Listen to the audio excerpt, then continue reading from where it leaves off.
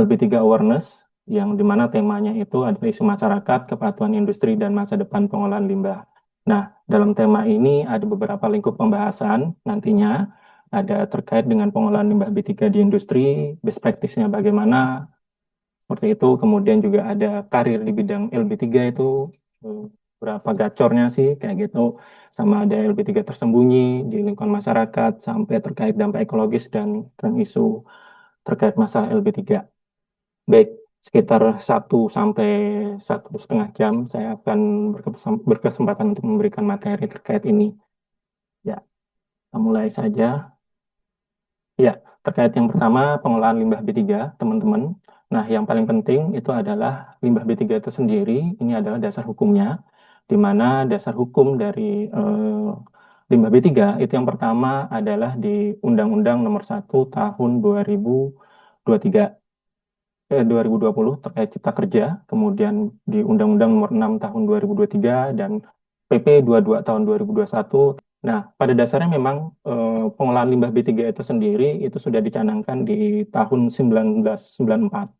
Jadi teman-teman sudah hampir 30 tahun lebih kayak gitu. Jadi tepatnya itu di awal di PP nomor 19 tahun 94, Junto 12 tahun 95, terkait dengan pengolahan limbah B3 itu sudah ada dasar hukumnya itu sendiri. Kemudian diperbarui lagi di PP nomor 18 tahun 99. Nah, kemudian ada pembaruan di PP 101 tahun 2014. Nah, PP 101 tahun 2014 terkait pengolahan limbah B3 ini cukup lama terkait dasar hukumnya. Kemudian ada perubahan di tahun 2021 di PP nomor 22 tahun 2021. Nah, jadi itu perkembangan terkait dasar hukum pengolahan limbah B3 itu sendiri. Nah, teman-teman di sini juga bisa teman-teman lihat pada slide yang dasar hukum terkait yang menyinggung pengolahan limbah B3 itu sendiri bukan hanya pada saat di PP 22 tahun 2021 sama Permen LHK nomor 6 tahun 2021. Banyak sekali dasar hukum yang menyinggung terkait limbah B3. Contohnya misalnya ada Permen LH nomor 5 terkait penyimpanan limbah B3 di pelabuhan, Permen LH nomor 13 tahun 2014 terkait simbol dan label limbah B3, Permen LH nomor 55 tahun 2016 terkait pengolahan limbah B3 fasilitas kesehatan, ada juga Permen LHK nomor 101 tahun 2018, Permen LHK nomor 74 2019 terkait program kedaruratan pengolahan B3, dan Permen LHK nomor 1 tahun 2021 terkait program penilaian peringkat kinerja perusahaan ataupun proper. Nah, kemudian ada lagi juga yang menyangkut dengan limbah B3 ada di Permen LHK nomor 12 tahun 2020 terkait penyimpanan limbah B3, Permen LHK nomor 4 tahun 2020 terkait pengangkutan limbah B3, dan yang terbaru lagi di tahun 2024 ini ada Permen LHK nomor 9 tahun 2024 terkait pengolahan sampah yang mengandung B3 dari aktivitas domestik. Nah, di sini teman-teman bisa lihat artinya limbah B3 ini sebahaya apa sih sampai banyak sekali dasar hukumnya yang menyangkut terkait masalah limbah B3 seperti itu. Ya. Nah, teman-teman di slide kedua ini jadi teman-teman bisa lihat struktur dan sistematika pengaturan dalam peraturan pemerintah nomor 22 tahun 2021. Jadi inilah dasar yang kita lihat dalam proses pengolahan limbah B3. Jadi di PP 22 tahun 2021 ini total ada 13 bab di mana yang membahas terkait dengan LB3 dan limbah non B3 itu sendiri ada di bab ke-7. Teman-teman, ada di pasal 274 sampai dengan 470. Artinya ada sekitar 200 pasalan membahas terkait masalah pengolahan limbah B3 dan limbah non B3. Seperti itu. Nah, jadi teman-teman bisa lihat nanti setelah webinar ini teman-teman bisa download lah terkait PP 22 tahun 2021, dan jangan lupa juga download lampiran ke-9-nya di PP 22 tahun 2021 terkait jenis-jenis limbah B3 apa aja yang ada di kota kita. Nah, selanjutnya, secara pengertian limbah B3 itu apa? Jadi secara pengertian limbah B3 itu adalah sisa suatu usaha dan atau kegiatan yang mengandung B3. B3 itu secara singkatan bahan berbahaya dan beracun ya. Nah, jadi dari PP 22 tahun 2021 dan Permen LHK nomor 6 tahun 2021, paradigma atau pandangan terkait limbah B3 itu tidak bersifat end of pipe.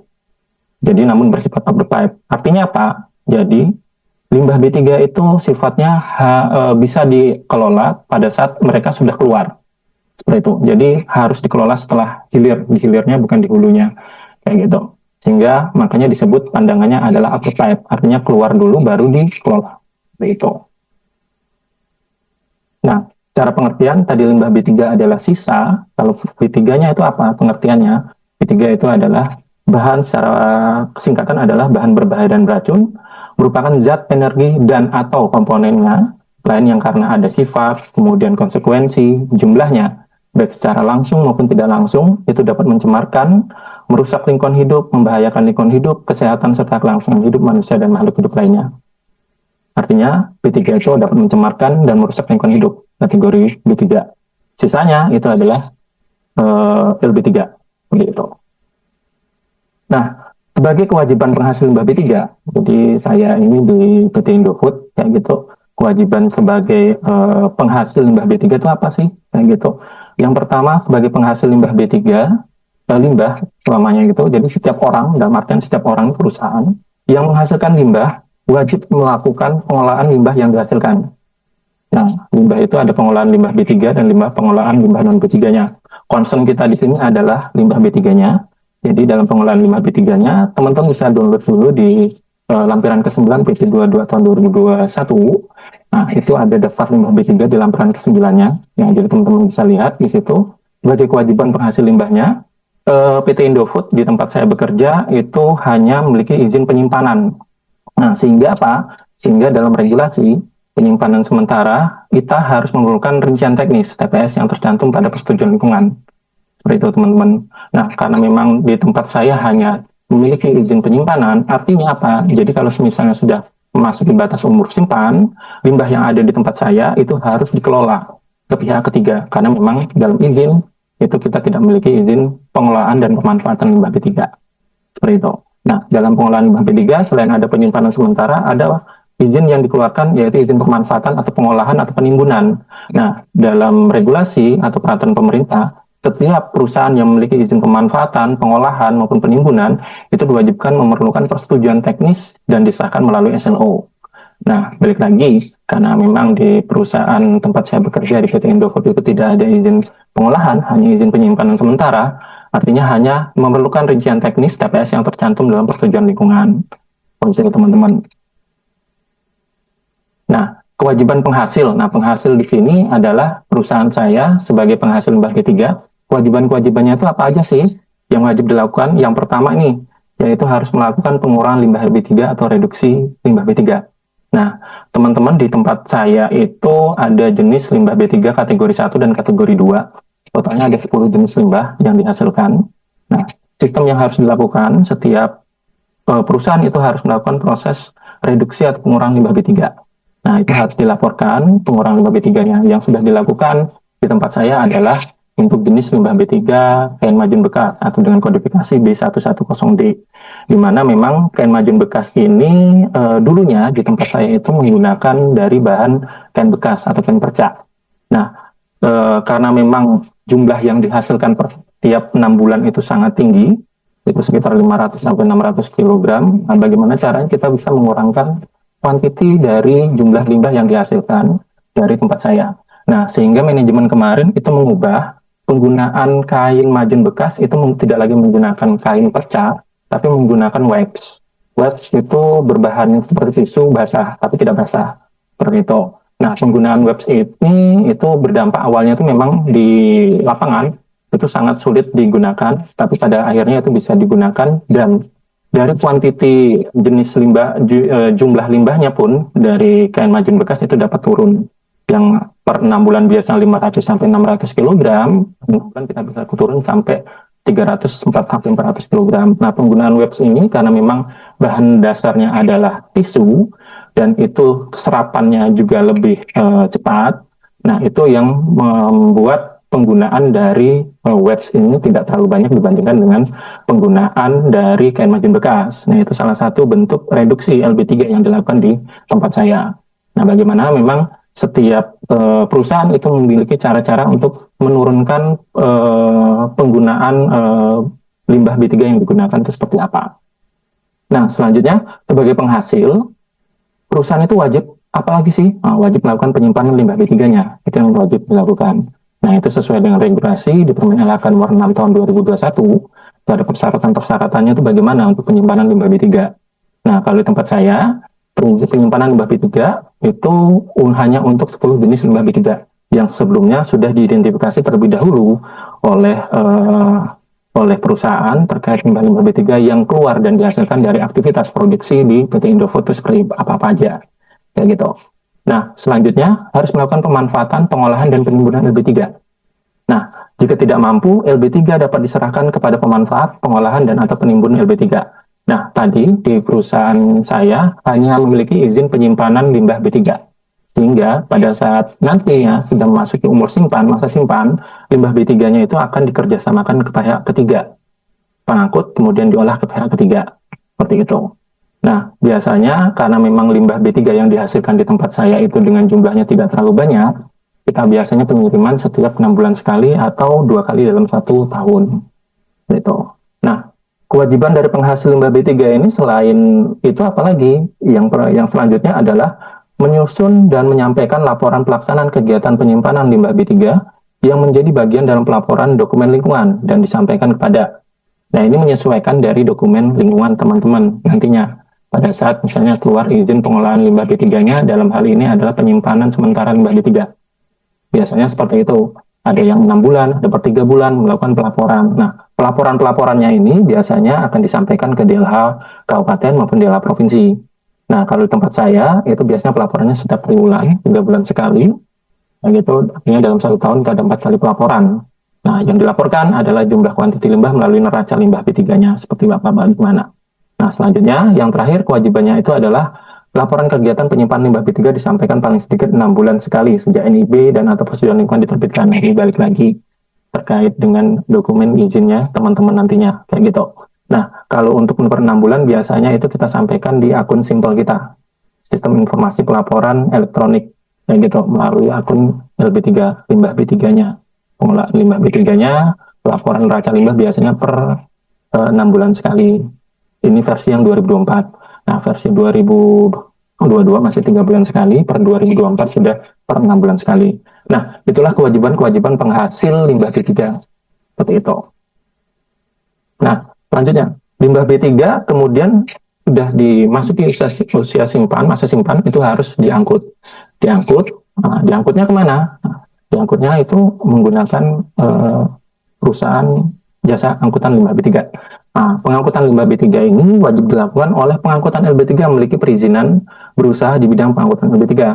Artinya, tidak semua perusahaan transporter itu bisa mengangkut limbah B3.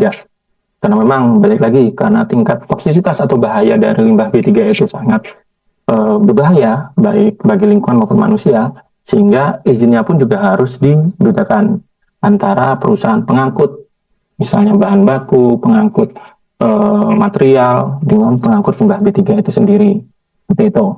Nah, itulah kewajiban-kewajiban pengangkut. Nah, selain itu, kegiatan pengangkut LB3 wajib memenuhi ketentuannya. Ketentuannya apa? Yang pertama adalah alat angkut LB3-nya.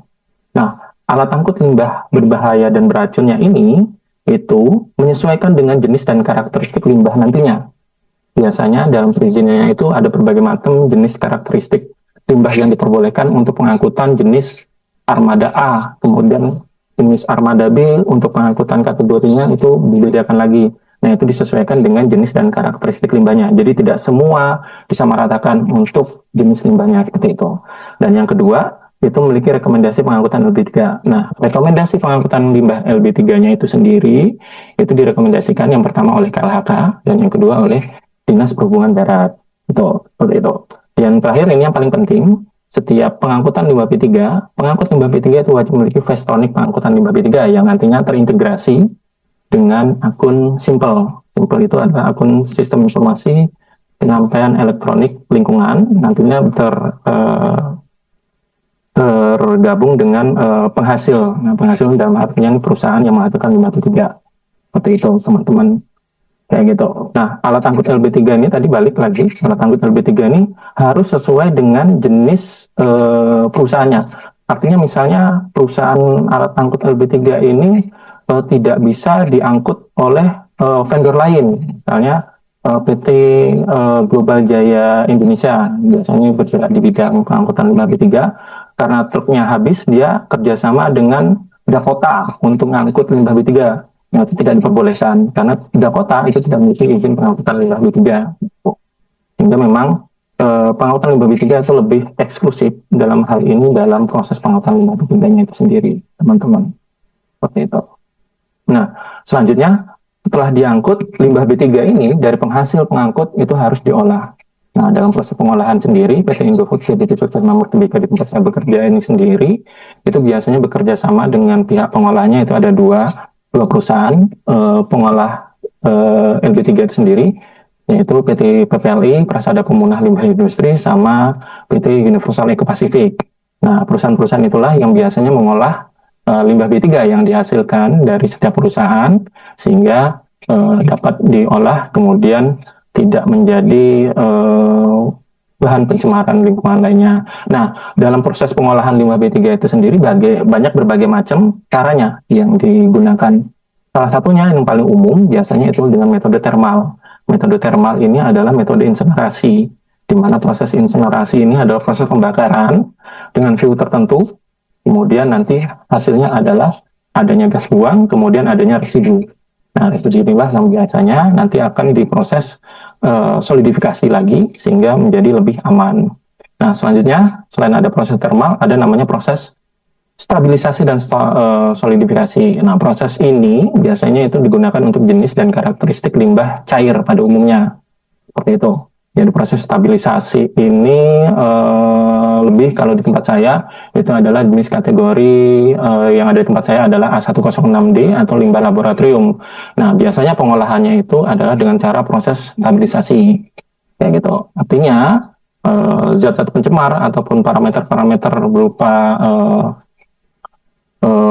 bahan-bahan pencemar yang tinggi itu diproses dengan stabilisasi kayak gitu. Nah, selanjutnya ada metode-metode lain dalam proses pengolahan limbah B3 itu sendiri, bukan hanya termal dan stabilisasi, ada dengan proses bioremediasi, kemudian elektroakumulasi dan pencucian. Nah, pada umumnya seluruh proses metode pengolahan ini biasanya sudah dimiliki oleh PT PPLI, sehingga PT PPLI itu bisa mengolah berbagai jenis limbah B3 yang dihasilkan, baik dengan padatan, cairan, maupun gas. Nah, mereka bisa mengolah jenis-jenis limbah apapun, limbah B3 apapun, dengan metode-metode yang sudah ada pada saat ini. Seperti itu, teman-teman. Nah, selanjutnya, jadi teman-teman di sini, jadi limbah itu di lampiran ke-9 di PP 22 tahun 2021, jadi ada limbah B3 dan limbah non-B3, di mana kalau limbah limbah B3 itu sendiri itu tadi sudah ada pemisahan, jadi ada dua kategori, itu ada kategori 1 dan kategori 2. Nah, bedanya apa teman-teman kategori 1 dan kategori 2? Jadi secara kategorinya, kategori limbah B3 berdasarkan tingkat bahaya di PP 22 tahun 2021, kategori 1 itu kategori apa? Jadi secara pengertian, limbah B3 kategori 1 ini merupakan limbah B3 yang berdampak akut dan langsung terhadap manusia dan dapat dipastikan akan berdampak negatif terhadap lingkungan hidup. Artinya berdampak langsung terhadap manusia itu misalnya contohnya ini kalau di tempat saya atau ada limbah yang kategori 1 itu jenisnya limbah laboratorium, terkena kulit dan terhirup aja itu langsung pusing kayak gitu, langsung mual. Nah, itu adalah salah satu dampak akut, dampak yang langsung timbul di saat itu juga. Dan limbah kategori 1 biasanya diinisialkan adalah di awal dikodifikasinya hurufnya A. Kayak gitu. Kalau misalnya sudah A106D, artinya dia jenis kategori limbahnya adalah kategori limbah kategori 1. Seperti itu, teman-teman. Nah, selanjutnya adalah kategori 2. Nah, kalau kategori 1 itu adalah limbah akut, kategori 2-nya itu pasti adalah limbah yang tidak akut. Kayak gitu. Jadi secara pengertian itu merupakan limbah B3 yang mengandung B3. Adanya B3 tapi memiliki efek tunda. Jadi dia itu tidak langsung kena ke manusia kalau misalnya terkena, dan berdampak tidak langsung terhadap manusia dan lingkungan hidup, serta memiliki toksisitas subkronis maupun kronis. Kayak gitu. Contoh misalnya yang ada tempat saya, contohnya oli bekas deh dengan kategorifikasi B105D. Nah, B105D misalnya terkena tangan, terhirup, kayak gitu, itu tidak memiliki rasa pusing, kemudian tidak ada efek pada kulit. Nah, itu salah satu jenis limbah kategori 2. Dan limbah kategori 2 ini bukan biasanya diinisialkan depannya dalam kodifikasinya adalah B. Jadi cuma ada dua kategori. Kalau misalnya A itu artinya limbah kategori 1 dan B itu artinya limbah kategorinya adalah kategori 2. Nah, kodifikasinya seperti itu di depan. Jadi dalam pemerintah udah buat sedetail mungkin terkait limbah-limbah B3, ada kodifikasi-kodifikasinya. Jadi teman-teman bisa lihat seperti itu. Nah, balik lagi ke slide selanjutnya, teman-teman di sini. Nah, jadi teman-teman bisa lihat di sini ada sumber limbah B3, di mana dalam PP 22 tahun 2021 di lampiran ke-9, sumber limbah B3 ini ada dibedain menjadi 3 jenis, teman-teman.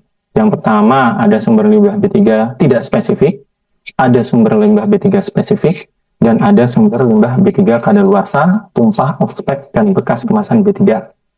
Nah, teman-teman nanti bisa lihat sendiri di lampiran ke-9, di mana limbah tidak spesifik itu sendiri ada di tabel ke-1, kemudian limbah spesifik dibedakan lagi, ada spesifik umum dan spesifik khusus. Nah, kalau spesifik umum itu biasanya ada di tabel ke-3, kemudian spesifik khusus itu ada di tabel ke-4. Nah, kemudian sumber limbah B3 yang ketiga, dengan B3 kadaluarsa ataupun tumpah, biasanya ada di tabel ke-2. Nah, ini semua ada di lampiran ke-9 PP 22 tahun 2021. Dan untuk di perusahaan saya sendiri, seluruhnya limbah B3, bukan seluruhnya ya, 90% limbah B3 yang dihasilkan itu kategorinya tidak spesifik. Ada satu jenis limbah itu kategorinya spesifik umum. Pengertiannya kayak gimana? Jadi, kayak gitu secara pengertian, limbah B3 tidak spesifik itu apa? Jadi, limbah B3 tidak spesifik itu merupakan limbah B3 yang pada umumnya bukan berasal dari proses utamanya. Jadi, teman-teman harus di-highlight, garis bawahi, sumber limbah tidak spesifik itu bukan berasal dari proses utamanya, tapi berasal dari kegiatan antara lain pemeliharaan alat, pencucian, pencegahan korosi, ataupun inhibitor korosi, pelarutan kerak, dan pengemasan. Nah, artinya limbah tersebut itu timbul bukan karena dari bahan utamanya, tapi dari aktivitas-aktivitas. Dan gitu. Nah, ini salah satu contohnya untuk membaca kode limbah, teman-teman. Jadi bisa dilihat di sini, di sisi kiri teman-teman itu ada kode limbah, misalnya A101A. Nah, cara bacanya gimana? Kayak gitu. Jadi A merupakan kategori bahaya 1. Tadi saya sudah jelasin. Kategori limbah B3 itu hanya ada 2, jadi ada kategori bahaya 1 dan bahaya 2. Jadi kalau misalnya dia A, kayak gitu, bahayanya bahaya 1, artinya limbah B3 ini sifatnya akut. Kemudian 1 merupakan tabel ke-1. Nah, di slide sebelumnya tadi, tabel ke-1 merupakan jenis tabel sumber tidak spesifik. Teman-teman bisa lihat kayak gitu, tabel ke-1 merupakan tabel sumber tidak spesifik. Kemudian 01 itu merupakan urutan dari limbah B3-nya. Kayak gitu. Dan A merupakan awalan dari tabel pertama untuk jenis limbah B3-nya itu sendiri. Nah, kalau ada di tempat saya, di Indofood itu sendiri, ada jenis kategori limbah A106D. Nah, A106D artinya dengan kode limbah A106D, A itu kategorinya adalah kategori 1, kategori bahayanya. 1 itu merupakan daftar limbah B3 dari sumber tidak spesifik, 06 adalah urutan limbahnya, dan D adalah urutan dari zat pencemarnya. Seperti itu, teman-teman. Cara bacanya seperti itu. Jadi kalau misalnya teman-teman bingung, ini kodifikasinya A102D, nama limbahnya apa? Jadi teman-teman hanya melihat dari situnya aja. Jadi melihat dari A106D. Jadi A itu kategori 1, 1 berarti jenis kategori limbah tidak spesifik. Nah, 02 berarti nomor 2, D itu berarti urutan dari zat pencemarnya. Nah, itu seperti itu cara melihatnya untuk melihat dari kodifikasi limbah yang ada di lampiran ke-9 PP 22 tahun 2021, teman-teman. Ini untuk kategori sumber tidak spesifik. Ya, gitu tabelnya, contohnya. Nah, cara pengertian kita balik lagi untuk sumber limbah B3 spesifik, ada spesifik umum dan spesifik khusus. Cara pengertian, spesifik umum itu apa? Jadi spesifik umum adalah limbah B3 yang merupakan limbah B3 dari proses suatu industri atau kegiatan yang secara spesifik itu dapat ditentukan. Kalau spesifik khusus, itu memiliki efek tunda atau delay effect, berdampak tidak langsung terhadap manusia dan lingkungan hidup, memiliki karakteristik racun, tidak akut, dan dihasilkan dalam jumlah yang besar per satuan waktu. Nah, untuk tabelnya itu beda dengan limbah tidak spesifik. Dari untuk tabel di limbah spesifik umum maupun spesifik khusus itu berbeda dengan tabel limbah tidak spesifik. Cara pembacaannya juga sedikit berbeda, teman-teman di sini. Nah, misalnya di sini ada kode limbah B301 strip 1. Kayak gitu. B artinya apa? Itu adalah kategori bahaya, bahayanya bahaya 2, misalnya typo, harusnya kategori bahaya 2, kayak gitu. Dan 3 artinya dia nomor ketiga, artinya tabel ketiga. Kalau tabel ketiga itu tadi adalah sumber limbah B3 spesifik umum. Kalau tabel keempat sumber limbah B3 spesifik khusus. Kayak gitu. Tabel kedua sumber limbah B3 spesifik B3 off spec, kadaluarsa, kayak gitu. Nah, 01 itu merupakan kode industri kegiatannya. Kode industri kegiatannya apa-apa aja. Nah, itu karena memang jenis limbahnya adalah limbah spesifik umum. Kayak gitu. Nah, terus nomor 1 itu adalah urutan limbahnya. Nah, jadi bisa dilihat B301 strip 1 adalah limbah karbon aktif selain limbah karbon aktif dengan kode limbah A110D. Nah, kayak gitu. Jadi melihat limbah spesifik umum biasanya dari lihat jenis industri atau kegiatannya. Nah, di tempat saya itu ada limbah spesifik umum, itu satu jenis limbah, kategorinya B321 strip 4, kayak gitu. Nah, cara uraian limbah itu adalah limbah cartridge dari aktivitas printer, gitu, teman-teman. Nah, selanjutnya, nah ini yang terakhir, terkait sumber limbah B3 yang kadaluarsa, B3 yang tumpah, B3 yang tidak memenuhi spesifikasi produk yang akan dibuang, dan bekas kemasan B3. Nah, ini ada di tabel kedua, kayak gitu. Jadi teman-teman bisa lihat di sini, kayak gitu, kalau di tabel kadaluarsa, dia lebih pembacaannya, misalnya kode limbahnya A2001, A itu adalah kategori bahaya limbahnya, kategori 1, 2 merupakan tabelnya, dan 001 merupakan urutan dari limbahnya, kayak gitu. Seperti itu. Nah, secara prinsipnya pembacaan kodifikasi limbah seperti itu ya teman-teman, kayak gitu. Nah, kita langsung masuk ke potensi terkait bahaya sumber limbah B3 pada kegiatan industri. Seperti apa? Nah, jadi potensi sumber limbah B3 pada kegiatan industri, jadi dalam prosesnya itu sendiri, ada namanya proses utama, kemudian ada namanya produk sampingan. Nah, kita concern terlebih dahulu ke proses utamanya. Dalam proses utamanya itu ada bahan baku, kemudian bahan baku turun menjadi ke proses produksi, dari proses produksi keluar produk. Nah, produk bisa saja ada produk yang kadaluarsa, ada tumpahan, offset, dan sisa kemasan. Dari bahan baku juga bisa ada produk yang menjadi bahan baku yang kadaluarsa. Nah, bahan baku kadaluarsa ini, itu kita akan lihat apakah berpotensi menjadi limbah B3 atau bukan. Nah, itu bisa dilihat di PP22 tahun 2021 di lampiran ke-9. Kayak gitu. Nah, dalam proses produksinya pun pasti ada sisa. Sisanya berupa ada air limbah, kemudian ada emisi, kemudian ada limbah padat. Nah, dalam produk-produk sampingan-sampingan inilah ada kemungkinan potensi-potensi adanya limbah B3 dari produk sampingan ini. Contoh misalnya di pengolahan air limbah. Air limbah harus diolah, kemudian diipal. Ipal keluarannya ada dua. Ada jenis keluarannya adalah effluent berupa air yang sudah terolah dengan parameter tertentu, sudah memenuhi baku mutu dan bisa dibuang ke saluran drainase, melalui saluran drainase ke badan air. Kemudian keluaran dari IPAL itu sendiri bukan hanya effluent, tapi adalah sludge dari proses aktivitas pengolahan air limbahnya itu sendiri atau WWTP. Nah, sludge inilah yang berpotensi apakah masuk kategori limbah B3 atau limbah non B3. Nah, itu bisa dilihat di lampiran ke-9 PP22 tahun 2021 itu sendiri. Kayak gitu. Nah, kemudian dari proses pengolahan air limbah ada juga namanya emisi. Emisi itu biasanya ada proses namanya teknologi pengendalian pencemaran udara. Keluarannya pun itu ada yang keluar adalah emisi berupa udara, keluarnya melalui chimney, kemudian ada dalam bentuk partikulat.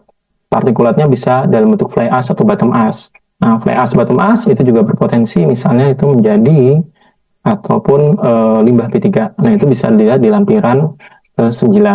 Nah, selain itu juga produk sampingan yang ketiga itu limbah padatnya. Limbah padatnya dari aktivitas proses produksi itu juga bisa masuk kategori atau potensi dari limbah B3 di lampiran ke-9 PP22 tahun 2021. Jadi potensi-potensi sumber B3 pada kegiatan industri macam-macam, teman-teman di sini. Bukan hanya sudah ditentukan, tapi kita harus melihat dari proses produksinya, kemudian produk sampingannya, itu masuk kategori limbah B3 atau tidak, seperti itu. Contoh misalnya di tempat saya, itu pakai WWTP atau IPAL. Slotnya ada, tapi untuk memastikan apakah selat yang dihasilkan itu masuk kategori limbah B3 atau tidak, kita sudah melakukan kajian melihat dari lampiran ke-9, itu tidak untuk industri seperti di tempat saya, itu industri agroindustri, untuk pengolahan bumbu dan minyak bumbu, itu selat yang dihasilkan itu tidak masuk kategori limbah B3. Tapi apakah itu sudah memverifikasi bahwasanya memang selat yang dihasilkan dari proses aktivitas IPAL di tempat saya itu benar-benar kategorinya limbah non B3? Tidak sampai di situ. Jadi ada prosesnya namanya identifikasi dengan pengujian karakteristik dan TCLP. Nanti akan kita bahas di slide selanjutnya. Begitu juga dengan partikulat. Nah, di tempat saya bekerja, itu untuk penggunaan dari boiler, bahan bakunya tidak menggunakan batu bara, tapi menggunakan biomasa. Biomasa di sini adalah cangkang sawit. Nah, cangkang sawit itu menghasilkan partikulat, cuman partikulatnya itu berupa abu cangkang.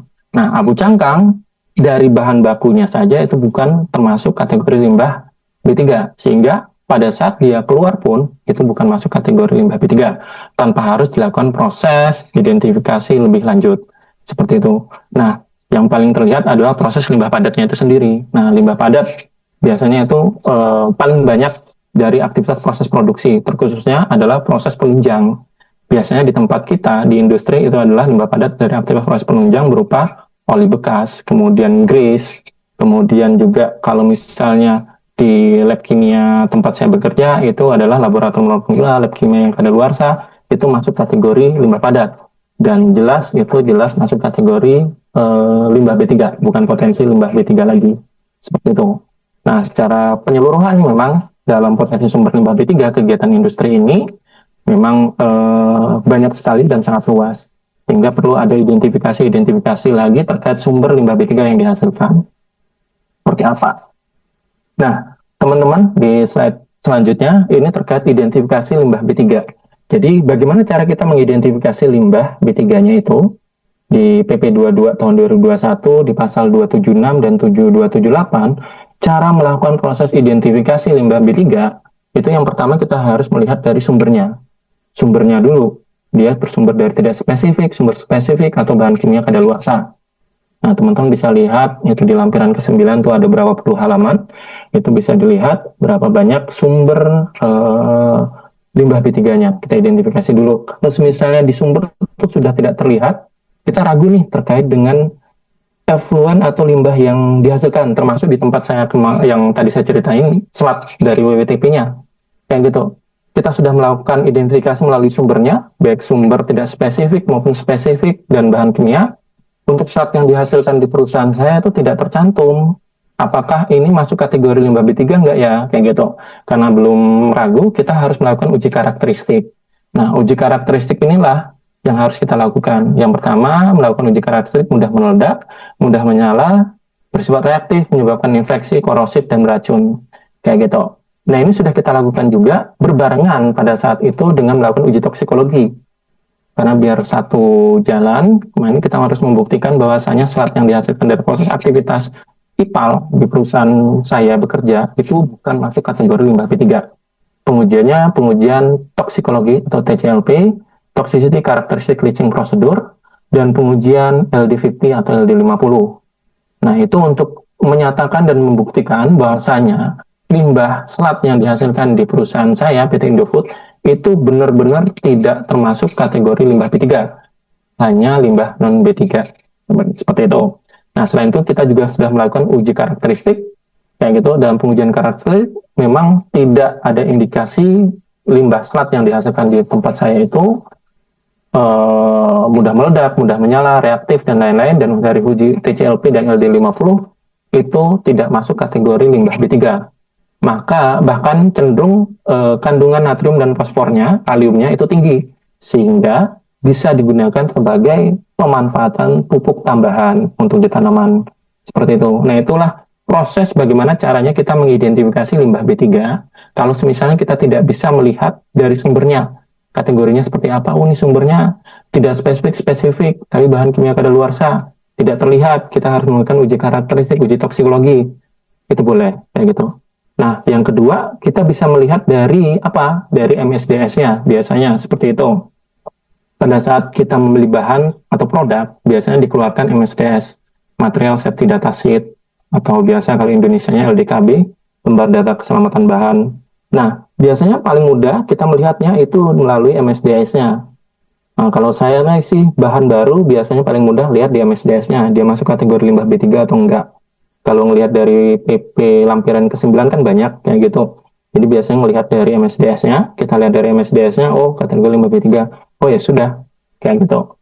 Dia masuk kategori limbah B3. Atau tidak, yang paling mudah banget dari label kemasan di produknya. Kayak gitu. Jadi pada umumnya teman-teman, baik yang di rumah, kayak gitu, cara melihat bahan tersebut itu masuk kategori B3 atau enggak, itu dari label kemasannya. Kayak gitu. Dari label kemasannya, kalau sudah ada label seperti ini pada slide, artinya bahan yang ada digunakan itu mengandung B3. Sehingga apa? Sehingga kalengnya pun itu masuk kategori limbah B3. Limbah B3 apa jenisnya? Terkontaminasi B107D kodifikasinya. Kayak gitu. Nah, di sini bagaimana cara kita melihat kemasan maupun bahan yang digunakan itu masuk kategori limbah B3 atau non B3. Seperti itu. Nah, itu tadi cara kita melihat sumber limbah B3, kemudian mengidentifikasinya bagaimana. Nah, ini sekarang bagaimana cara kita menyimpan limbah B3 itu. Nah, dalam saat ini penyimpanan limbah B3 itu setiap orang ataupun perusahaan yang menghasilkan limbah B3 wajib melakukan penyimpanan limbah B3. Yang dipastikan dilarang melakukan pencampuran limbah B3 yang disimpan. Ini kenapa dilarang? Karena memang setiap limbah B3 itu memiliki karakteristik masing-masing. Kayak gitu. Artinya limbah oli bekas itu tidak boleh sekali dicampur dengan limbah yang ada di tempat saya, misalnya limbah laboratorium kimia. Kenapa? Bisa membahayakan, bisa eksplosif, bisa meledak, kayak gitu. Nah, itu kenapa memang tidak boleh adanya proses pencampuran seperti itu. Nah, yang kedua, untuk melakukan penyimpanan wajib memenuhi standar penyimpanan limbah B3. Kemudian harus ada rincian teknis penyimpanan limbah B3 yang termuat dalam persetujuan lingkungan. Nah, ini syarat-syarat dalam proses penghasilan limbah B3. Nah, standar rincian teknisnya bagaimana? Jadi standar rincian teknisnya, jadi harus adanya nama, sumber, karakteristik, dan jumlah limbah B3 yang akan disimpan, dokumen yang menjelaskan tentang TPS B3, kemudian adanya dokumen yang menjelaskan tentang pengemasan limbah B3, persyaratan lingkungan hidup, kemudian kewajiban pemenuhan standar atau rincian teknisnya seperti apa. Kayak gitu. Nah, ini adalah flow dari penyimpanan limbah B3, di mana dalam penyimpanan limbah B3 kita ke kanan dulu, ada proses penerimaan, pemilahan, pengemasan, penimbangan, dan penyimpanan itu sendiri. Dan dalam rules perizinannya pun, jadi izin TPS LB3 itu diintegrasikan ke dalam NIB, nomor induk berusaha, atau dokumen AMDAL, UKL, UPL. Jadi tergantung resiko pelaku usahanya, kayak gitu. Kemudian ke depan itu tidak ada lagi izin TPS LB3 berdiri sendiri. Jadi selama ini memang kewenangan izin TPS LB3 ada di kabupaten kota, apalagi sudah keluar pengganti dari PP 5 tahun 2021 jadi ke PP berapa ya? PP 22 kalau nggak salah, PP 22 tahun 2025. Jadi kewenangan perizinan berusaha itu tidak lagi dilihat tidak lagi dari NIB-nya atau KBLI-nya, tapi dilihat dari yang pertama KBLI-nya, yang kedua terkait dari domisili dari perusahaan itu di mana. Nah, kalau misalnya domisili perusahaan itu berada di wilayah misalnya di Jakarta Selatan, yaitu artinya di DLH Jakarta Selatan yang pengurusan kewenangannya seperti itu. Nah, kemudian cukup dengan memenuhi persyaratan dan teknis TPS LB3 yang ditetapkan bila terjadi perubahan karena pengembangan kegiatan. Nah, artinya misalnya kita sudah ketemu nih, sudah punya izin penyimpanan limbah B3. Penyimpanan limbah B3 kita sudah punya izin sebelumnya. Karena ada misalnya perluasan, karena sudah tidak dapat lagi menampung limbah B3 yang dihasilkan di suatu unit perusahaan, kemudian ada penambahan jenis limbah B3 lagi baru, maka izin rinteknya itu akan tidak bisa digunakan lagi sehingga harus ada perubahan. Nah, perubahan-perubahan inilah yang menyesuaikan dengan perkembangan dari perizinan yang terbaru, apakah harus cukup dengan penambahan rintek atau bahkan harus perubahan dengan perfect perencanaan teknis penambahan kapasitas dan penambahan jenis limbah B3 yang digunakan seperti itu. Jadi kalau misalnya perubahan-perubahan dokumen AMDAL UKL ataupun disesuaikan dengan peraturan-peraturan lainnya. Kayak gitu. Jadi penambahan kapasitas bisa saja nanti bisa ke perubahan dari dokumen lingkungan atau tidak perlu adanya perubahan dokumen lingkungan, tapi cukup dengan perubahan dari izin penyimpanan TPS LB3-nya saja. Seperti itu. Nah, kurang lebih seperti itu terkait proses penyimpanan limbah B3. Nah, di sini kita langsung ke penerimaan limbah B3.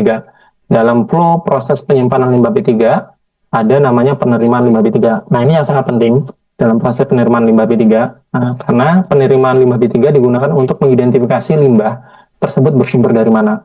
Sama, kita pernah ada case di tempat saya, jadi pernah ada user itu ngirim-ngirim limbah, tapi hanya ditaruh di depan TPS LB3, sehingga kita tidak mengetahui itu limbah B3 ini sumbernya dari mana. Nah, kayak gitu. Nah, ini sampai panjang, kayak gitu. Nah, maka dari itu proses flow serah terima limbah B3 itu harus dilakukan untuk menghindari mengidentifikasi limbah B3 itu bersumber dari mana. Kemudian perlu dilakukan pencatatan dalam penerimaan limbah B3. Nah, pencatatan limbah B3 ini dimulai pada saat proses penerimaan. Penerimaan limbah B3 dicatat, kemudian dimasukkan ke dalam logbook LB3. Nah, formnya itu disesuaikan dengan SOP masing-masing setiap perusahaan. Jadi tidak ada bakunya. Jadi proses penerimaan serah terima limbah B3 itu biasanya disesuaikan dengan perusahaannya masing-masing. Kayak gitu. Dulu kalau pas pertama kali saya bekerja di perusahaan farmasi, karena memang kategori perusahaan farmasi itu strength dan limbah yang keluar itu jelas masuk kategori limbah B3. Nah, artinya limbah B3 yang dihasilkan itu banyak, sehingga form penerimaan limbahnya pun itu sangat detail sekali. Nah, ini di gambar bawah ini adalah contoh-contoh form penerimaan serah terima limbah B3. Seperti itu. Nah, selanjutnya, nah ini yang tidak salah pentingnya dalam proses flow penyimpanan limbah B3 adalah pemilahan limbah B3 atau segresi. Nah, segresi itu apa? Segresi itu adalah proses memisahkan dan mengelompokkan limbah B3 berdasarkan karakteristik, sifat kimia, dan kompatibilitas sejak di tempat penghasilannya limbah B3 itu. Nah, fungsinya pemilahan dan segresi itu agar limbah yang dikirimkan dapat diterima, dapat dipisahkan berdasarkan jenisnya. Nah, ini yang kadang-kadang kita perlu lakukan proses segresi ini karena memang pada sumbernya terkadang teman-teman di lapangan itu mencampur limbah B3. Pernah itu kita lihat ada limbah terkontaminasi, kemudian dicampur sama majun bekas, dicampur juga dengan limbah elektronik. Nah, proses segresi inilah yang harus diperlukan sehingga pada saat nantinya pengolahan lebih lanjut itu tidak terjadi kesalahan dalam pengolahan lanjutannya seperti apa. Kayak gitu. Jadi fungsi dari segresi itu menghindari adanya limbah B3 yang bereaksi satu antara lain, kemudian menentukan pengemasan yang diperlukannya itu seperti apa. Nah, segresi ini memang sangat penting sekali.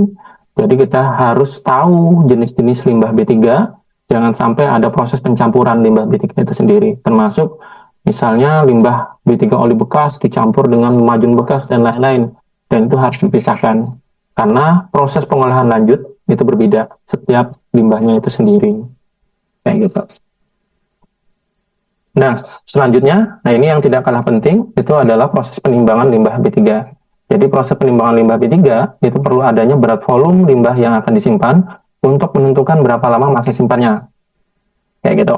Dan pastikan menggunakan alat ukur timbangan yang terkalibrasi agar dapat dipertanggungjawabkan. Nah ini, nah proses penimbangan inilah yang nantinya akan menentukan berapa sih jumlah dari limbah B3 yang dihasilkan dalam per hari. Jadi kenapa harus dipastikan alat ukur atau timbangan ini terkalibrasi dan dapat dipertanggungjawabkan. Sehingga nantinya pada saat kita melakukan proses pengangkutan dan pengolahan itu balance di akun Vestroniknya. Kayak gitu. Jangan sampai ada selisih hingga sampai ratusan kilo, bahkan sampai 1 ton. Nah, itu akan menjadi temuan. Nah, selisih itu boleh, tapi selisih antara kita, pihak penghasil dan pengangkut, selisihnya pasti ada toleransi 1 sampai 10 kilo. Biasanya seperti itu. Kalau misalnya terjadi selisih penimbangan sampai bahkan 100, bahkan sampai lebih 1 ton, itu bukan selisih lagi, tapi memang ada kecurangan dalam proses pengolahan limbah B3 itu sendiri. Nah, itu akan menjadi temuan nantinya pada saat misalnya kita mengikuti program penilaian kinerja perusahaan dalam pengolahan lingkungan hidup. Seperti itu. Nah, Dalam proses pengemasan itu sendiri, teman-teman di sini bisa lihat, nah, proses pengemasan limbah B3 itu sendiri dilakukan menggunakan kemasan yang pertama, terbuat dari bahan yang dapat mengemas limbah B3 sesuai dengan karakteristik limbah B3 yang akan disimpan, kemudian mampu menghukum limbah B3 untuk tetap berada dalam kemasan, kemudian memiliki penutup yang kuat untuk mencegah terjadinya tumpahan saat dilakukan penyimpanan, pemindahan, ataupun pengangkutan, berada dalam kondisi baik, tidak bocor, tidak berkarat, atau tidak rusak. Kemasan limbah B3 wajib dilekati label limbah B3 dan simbol limbah B3. Nah, ini kewajiban nih, kayak gitu. Label limbah B3 paling sedikit meliputi apa? Yang pertama, adanya nama limbah B3 itu jenisnya apa, identitas penghasilnya itu dari perusahaan mana, kemudian tanggal dihasilkannya itu per tanggal berapa, dan tanggal pengemasan itu tanggal berapa. Biasanya tanggal dihasilkan, tanggal pengemasan itu berbeda. Kayak gitu. Pemberian simbol label harus disesuaikan dengan karakteristik limbah B3. Jadi tidak bisa sembarang pemberian simbol limbah B3 itu ke jenis-jenis limbah B3 yang dihasilkan. Nah, berikut adalah contoh bagaimana cara untuk menempel label dan simbol limbah B3. Dalam proses pengemasan limbah B3 dikelompokkan dalam beberapa kemasan, yaitu biasanya ada drum, ada jumbo bag, ABC tank, box, kontainer, isotank, cutting skip. Nah, setelah dilakukan pengemasan limbah B3, perlu dilakukan pemasangan label dan simbol dan juga tanda panah untuk kemasan drum, can.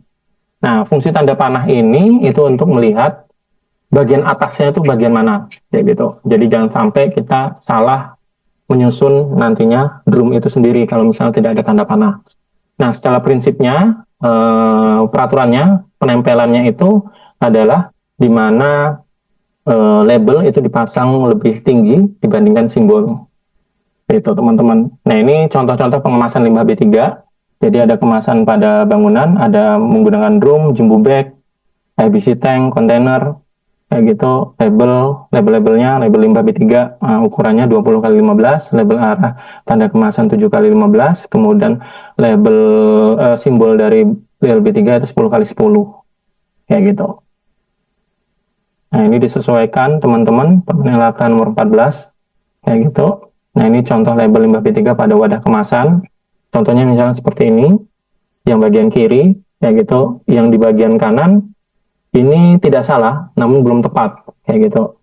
Belum tepatnya karena terlalu banyak simbol limbah B3 yang ditempel, itu. Nah, ini contoh-contoh pelekatan pada label pada kemasan limbah B3, kayak gitu. Pada umumnya seperti ini, yang sudah masuk kriteria benarnya. Jadi cukup hanya satu sisi yang terlihat aja, tidak perlu di berbagai macam sisi. Seperti itu. Jadi kita bisa melihat kemasannya seperti apa, jenis labelnya seperti apa, simbolnya seperti apa, kayak gitu dari label limbah B3-nya. Nah, itu tadi terkait pengemasan dan penyimpanan limbah B3. Nah, sekarang kita ke TPS limbah B3. TPS limbah B3 atau tempat penyimpanan sementara limbah B3. Penyimpanan limbah B3 itu melakukan penempatan sesuai kategori dan karakteristiknya, melakukan penempatan limbah sesuai dengan standar penyimpanan limbah B3, memberikan jarak minimum antar kemasan, memastikan tidak adanya kebocoran pada saat penyimpanan, melakukan inspeksi 2 minggu sekali. Nah, ini kewajiban-kewajiban dalam proses penyimpanan limbah B3 yang harus dipenuhi dalam TPS limbah B3. Nah, ini tadi penyimpanan limbah B3. Nah, dalam penyimpanan limbah B3, jadi setiap orang atau unit usaha yang menghasilkan limbah B3 dan melakukan kegiatan penyimpanan limbah B3 itu wajib yang pertama kali memenuhi standar atau Rintek penyimpanan limbah B3 dan persyaratan lingkungan hidup. Nah, nanti dalam dokumen Rintek itu berbagai macam persyaratan-persyaratannya itu di-attach semua di dokumen Rintek. Nah, itu harus kita penuhi semua di dokumen rincian teknisnya. Yang kedua, melakukan penyimpanan limbah B3 selama masa penyimpanannya. Dan ini yang paling penting, teman-teman bisa lihat di Permen LHK nomor 6 tahun 2021. Kayak gitu. Menyusun dan menyampaikan laporan pelaksanaan kegiatan penyimpanan limbah B3.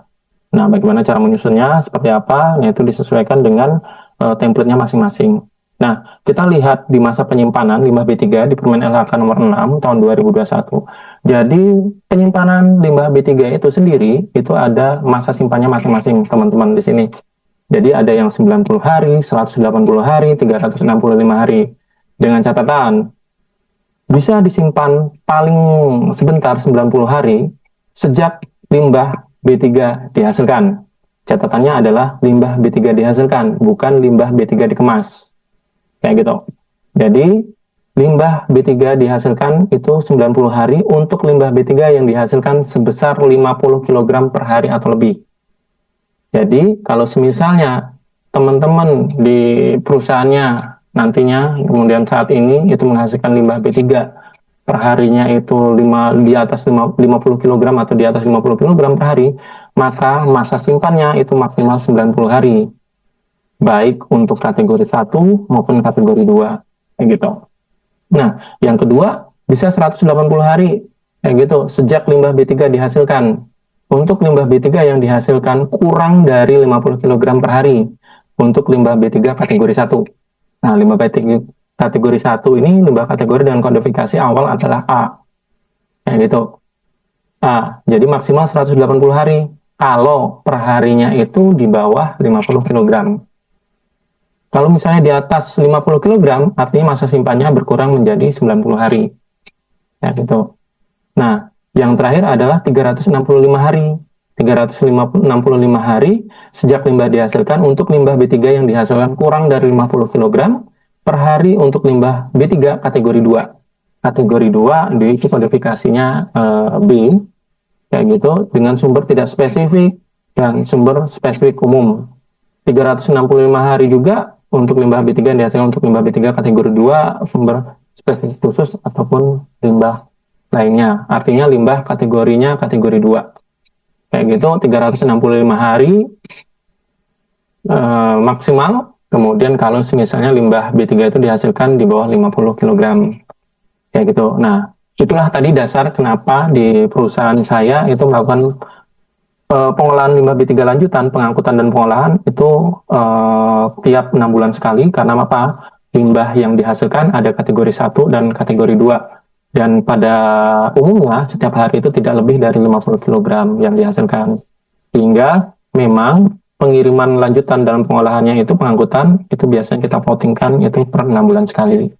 Beda kalau misalnya dia bergerak di bidang farmasi maupun bergerak di bidang bahan kimia, perusahaan tersebut pasti pengolahan lanjutan itu bisa sampai per 3 bulan sekali, bahkan ada per 1 bulan sekali untuk pengolahan lanjutannya. Itu. Nah, selanjutnya, dalam hal penyimpanan limbah B3, melampaui jangka waktu penyimpanan limbah B3, wajib yang pertama kita harus melakukan pemanfaatan limbah B3, pengolahan limbah B3. Kalau misalnya kita tidak memiliki izin pemanfaatan dan pengolahan, kita wajib menyerahkan limbah B3 kepada pihak lain, seperti pengumpul, pemanfaatan, pengolah, dan penimbun limbah B3. Nah, di tempat saya, itu tadi sebelumnya sudah saya jelasin, kita ngirimnya ke PPLI maupun ke Universal Eco Pacific, tergantung dengan jumlah dan kapasitas limbah B3-nya berapa. Nah, secara umumnya juga ternyata pengolahan lanjutan itu bisa dilakukan pengangkutannya bisa secara multi trip tanpa single trip. Kalau di tempat saya karena limbah B3 yang dihasilkan itu tidak terlalu banyak, biasanya dilakukan secara multi trip. Bukan hanya dari PT Indofood saja, bisa dari PT-PT lainnya di satu wilayah kota, sehingga bisa dijangkau pada hari itu juga. Biasanya paling kerjasama biasanya dengan PT Indofood, kemudian dengan PT Wings pernah, dengan PT APL kita pernah lakukan, dengan PT Sosro pernah kita lakukan secara multi trip. Seperti itu. Sehingga itu menghemat ongkos dalam proses pengangkutan limbah B3 itu sendiri. Ya, gitu. Nah, selanjutnya di sini adalah dokumen pengolahan limbah B3. Di mana yang diperlukan dalam dokumen pengolahan limbah B3 itu sendiri, itu yang pasti adalah logbook dan kaca limbah B3. Nah, logbook inilah ini yang bisa kita lihat dari penerimaan limbah B3 dari user ke TPS limbah B3. Nah, logbook inilah nantinya yang akan kita susun harinya tanggal berapa, jumlah limbah yang masuk itu berapa, kemudian itu bersumber dari mana aja, jenis limbahnya itu apa aja. Nah, biasanya terlihat di logbook penerimaan limbah B3. Kemudian izin pengolahan limbah B3, TPS LB3, pengangkutan, pemanfaatan, maupun penimbunan. Kemudian harus adanya bukti pelaporan triwulanan. Nah, biasanya yang saya infoin tadi kalau di tempat saya ada bukti triwulanan berupa serah terima laporan. Nah, itu adalah salah satu bukti. Kalau misalnya dulu di akun simple, bukti triwulannya berupa TTE, tanda terima elektronik, kayak gitu, yang dikeluarkan oleh akun simple. Nah, berhubung sekarang ini sudah untuk simpel LB3-nya itu per 6 bulan, jadi tidak lagi per triwulan. Triwulan hanya untuk pelaporan DLH kabupaten maupun DLH provinsi saja. Kemudian harus ada dokumen pihak ketiga. Nah, ini diperlukan bahwasanya memang kalau kita itu melakukan penyimpanan dan melakukan pengolahan lanjutan. Nah, biasanya dokumen pihak ketiga inilah nantinya yang akan diupload di akun simpel kita. Kalau memang kita bekerja sama dengan perusahaan pengolahan lanjutan, seperti itu. Jadi pengolahan limbah B3 wajib adanya perizinan, harus adanya MOU, rekomendasi dari KLH, dan lain-lain. Kemudian harus adanya pernyataan tidak bermasalah. Kemudian harus juga yang paling penting adanya manifest limbah B3. Karena pernah ada kejadian, pihak pengangkut limbah B3 itu tidak punya manifest elektronik. Dia hanya menggunakan manifest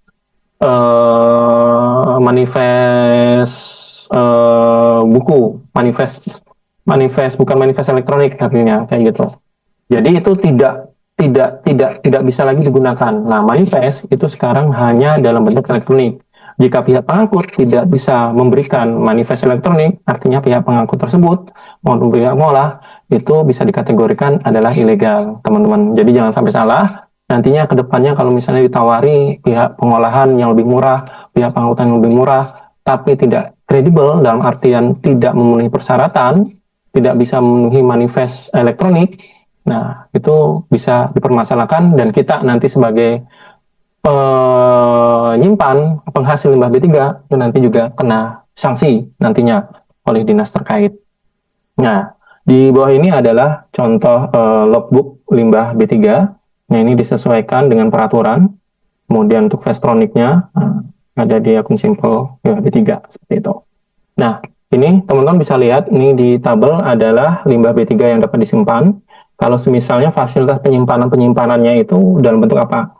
Kalau di tempat saya adalah fasilitas dalam bentuk bangunan. Jadi itu bisa disimpan dalam kategori 1 dan kategori 2 untuk semua jenis penyimpanan kayak gitu. Jadi kalau tangki dan kontainer itu juga bisa untuk jenis penyimpanan segala kategori, silo untuk segala kategori.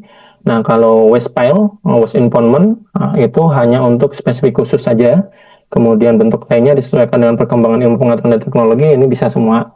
Dan pada umumnya memang TPS LB3 itu ada dalam bentuk bangunan, ada dalam bentuk tangki, ada dalam bentuk silo. Nah, kalau bentuk bangunan biasanya dia bisa berbagai macam jenis LB3 yang dapat disimpan itu.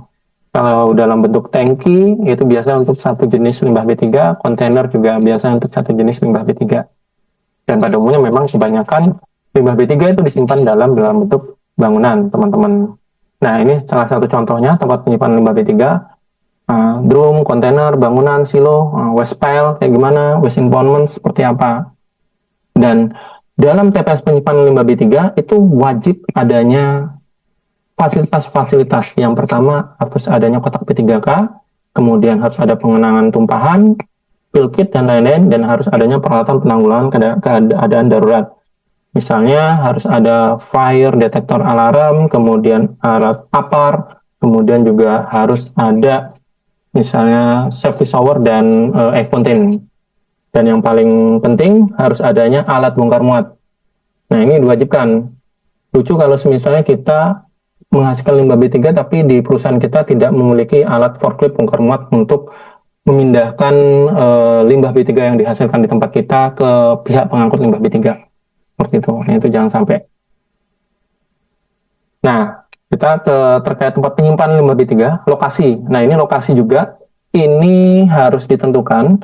Yang pertama, lokasi dari tempat penyimpanan limbah B3, itu yang pertama bebas banjir dan tidak rawan bencana alam. Kemudian kalau kita jenisnya waste pile, itu permeabilitas tanah paling besar 10-5 cm per detik, atau lapisan tanah yang telah direkayasa sesuai dengan IPTEK. Kalau waste impoundment, permeabilitas tanah paling besar 10-5 cm per detik dan memiliki lapisan kedap di atas tanah dan permeabilitas 10 berupa HDPE dan atau lapisan konstruksi beton. Jadi waste pile dan waste impoundment biasanya untuk di area pertambangan. Kayak gitu. Dan yang terlalu penting juga, tempat penyimpanan limbah B3 berlokasi dan berada dalam penguasaan setiap orang. Kayak gitu. Jangan misalnya limbah B3 diletakin jaraknya 50 km dari tempat unit usahanya. Nah, itu tidak diperbolehkan. Jadi memang harus dalam lingkungan penguasaan perusahaan itu sendiri. Kalau di tempat saya itu biasanya di area utilitas di belakang di samping IPAL atau WWTP tempat kita. Seperti itu. Nah, ini adalah contoh sistem sirkulasi udara yang ada diwajibkan di TPS LB3. Jadi harus ada sirkulasi udara baik dari belakang maupun di luar. Agar apa? Agar memang eh, limbah B3 itu sirkulasinya tuh bagus seperti itu. Nah, tumpukannya pun itu maksimal 2 ada atau 3 kayak gitu di sini. Nah, kategori penyimpanan untuk kemasan berisi limbah B3. Kalau untuk ABC tank itu 3, drum itu 3, kayak gitu. Kemudian tidak boleh ditumpuk secara langsung, jadi harus dilapisi dengan palet terlebih dahulu. Kayak gitu, teman-teman. Nah, ini teman-teman bisa lihat syarat bangunan penyimpanan LB3. Nah, jadi syarat penyimpanan limbah LB3 di Permen LHK nomor 6 juga ada. Yang pertama, lantai penyimpanan dirancang untuk menahan kebocoran bahan kimia dan limbah kontaminan. Artinya lantai harus kedap, tidak perlu di keramik, artinya harus kedap, tidak boleh berdasar beralaskan tanah. Seperti itu. Jadi dia harus tertahan oleh beton maupun lantai keramik. Kemudian tersedianya jalur evakuasi dan pintu darurat. Tumpahan bahan kimia tidak boleh dialirkan langsung ke sumber air. Ya gitu. Jadi makanya harus ada tempat penampungan kalau misalnya terjadi tumpahan limbah B3 itu sendiri. Harus adanya ventilasi untuk sirkulasi udara, seperti tadi, penerangan yang memenuhi persyaratan, artinya tidak boleh gelap, dan lain-lain, baik penerangannya itu bisa penerangan secara alami maupun penerangan secara buatan. Nah, gitu, harus adanya sistem sprinkler air atau foam, jadi bisa dalam bentuk sprinkler yang di dalam, di atas atap, maupun dalam bentuk apar alat pemadam api ringan, seperti itu. Dan setiap harus ada SDS atau safety data sheet-nya atau LDKB yang tercantum di dalam TPS LB3-nya itu sendiri. Kemudian ada keselamatan bahan harus tersedia di lokasi yang mudah dijangkau. Penyimpanan dan pemisahan berjarak, nah, artinya setiap limbah B3 harus ada gap jarak. Nah, contoh di samping gambar teman-teman bisa lihat harus ada jarak partisi masing-masing kayak gitu. Kemudian harus ada daerah untuk lalu lintas truk forklift, harus lebih lebar dari daerah khusus pejalan kaki, kayak gitu. Jadi forklift bisa akses keluar masuk itu mudah, tidak menggunakan pintu untuk pejalan kaki. Dan packaging harus dipastikan aman di atas palet dan tidak jatuh ataupun runtuh. Nah, ini syarat-syarat bangunan penyimpanan limbah B3, teman-teman. Nah, ini terlalu ini ya, ini sudah sampai belakang.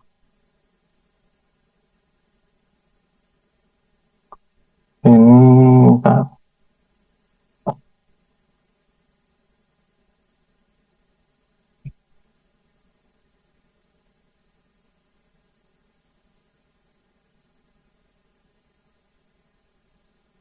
Tadi sampai sini ya.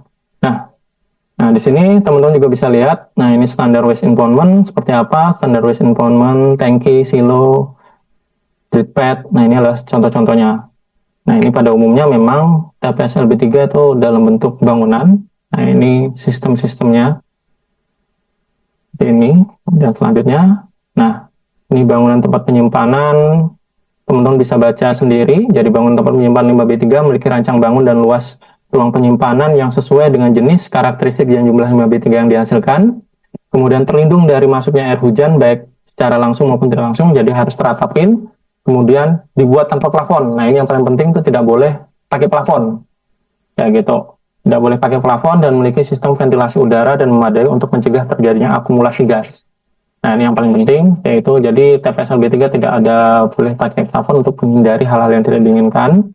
Kemudian memiliki sistem penerangan lampu baik buatan maupun alami dari cahaya matahari yang memadai untuk operasional pergudangan. Harus adanya inspeksi rutin dilengkapi dengan sistem penangkal petir atau groundingnya. Kemudian pada bagian luar tempat penyimpanan diberi penandaan simbol sesuai dengan tata cara yang berlaku. Ya gitu. Nah, saya minta teman-teman komen di komen terkait slide TPS limbah B3 ini itu sudah sesuai dengan regulasi atau belum. Jadi saya bisa lihat dari teman-teman bisa mengetahui tidak bahwasanya ini sudah memenuhi atau belum terkait TPS LB3 pada slide ini. Kayak gitu. Sudah sesuai atau belum maksudnya, kayak gitu. Sesuai dengan standar atau belum dalam penyimpanan limbah B3.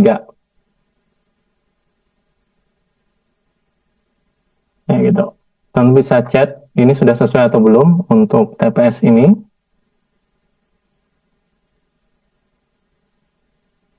Ya,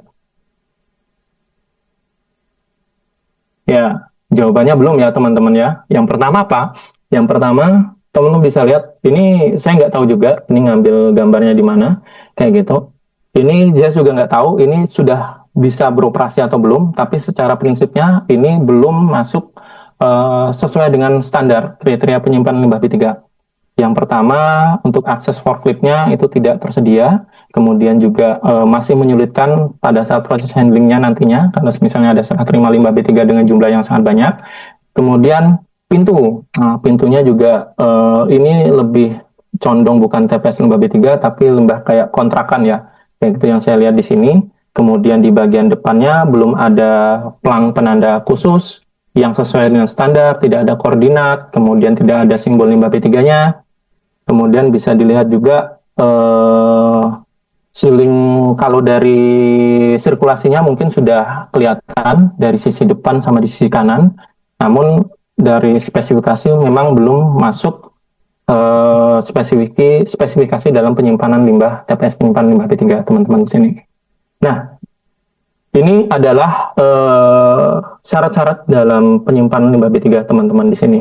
Jadi wajib harus adanya papan nama, kemudian harus ada simbol limbah B3, papan namanya berupa juga harus ada koordinat juga, kemudian harus memiliki saluran ceceran, kemudian penumpukan limbah itu harus sistem sel dan tanggul, kemudian disimpan di atas palet, diletakkan di atas palet, tidak boleh disimpan secara langsung, kemudian harus tertempel simbol dan label pada kemasan, memiliki, nah ini yang paling penting di Permenlaharkan nomor 74 tahun 2019, tanggap darurat. Nah ini wajib adanya APAR dan tower dan Eventin. Nah, fungsinya apa? Fungsinya itu apabila terjadi tumpahan bahan kimia yang mengenai operator penyimpanan limbah B3, itu dapat dilakukan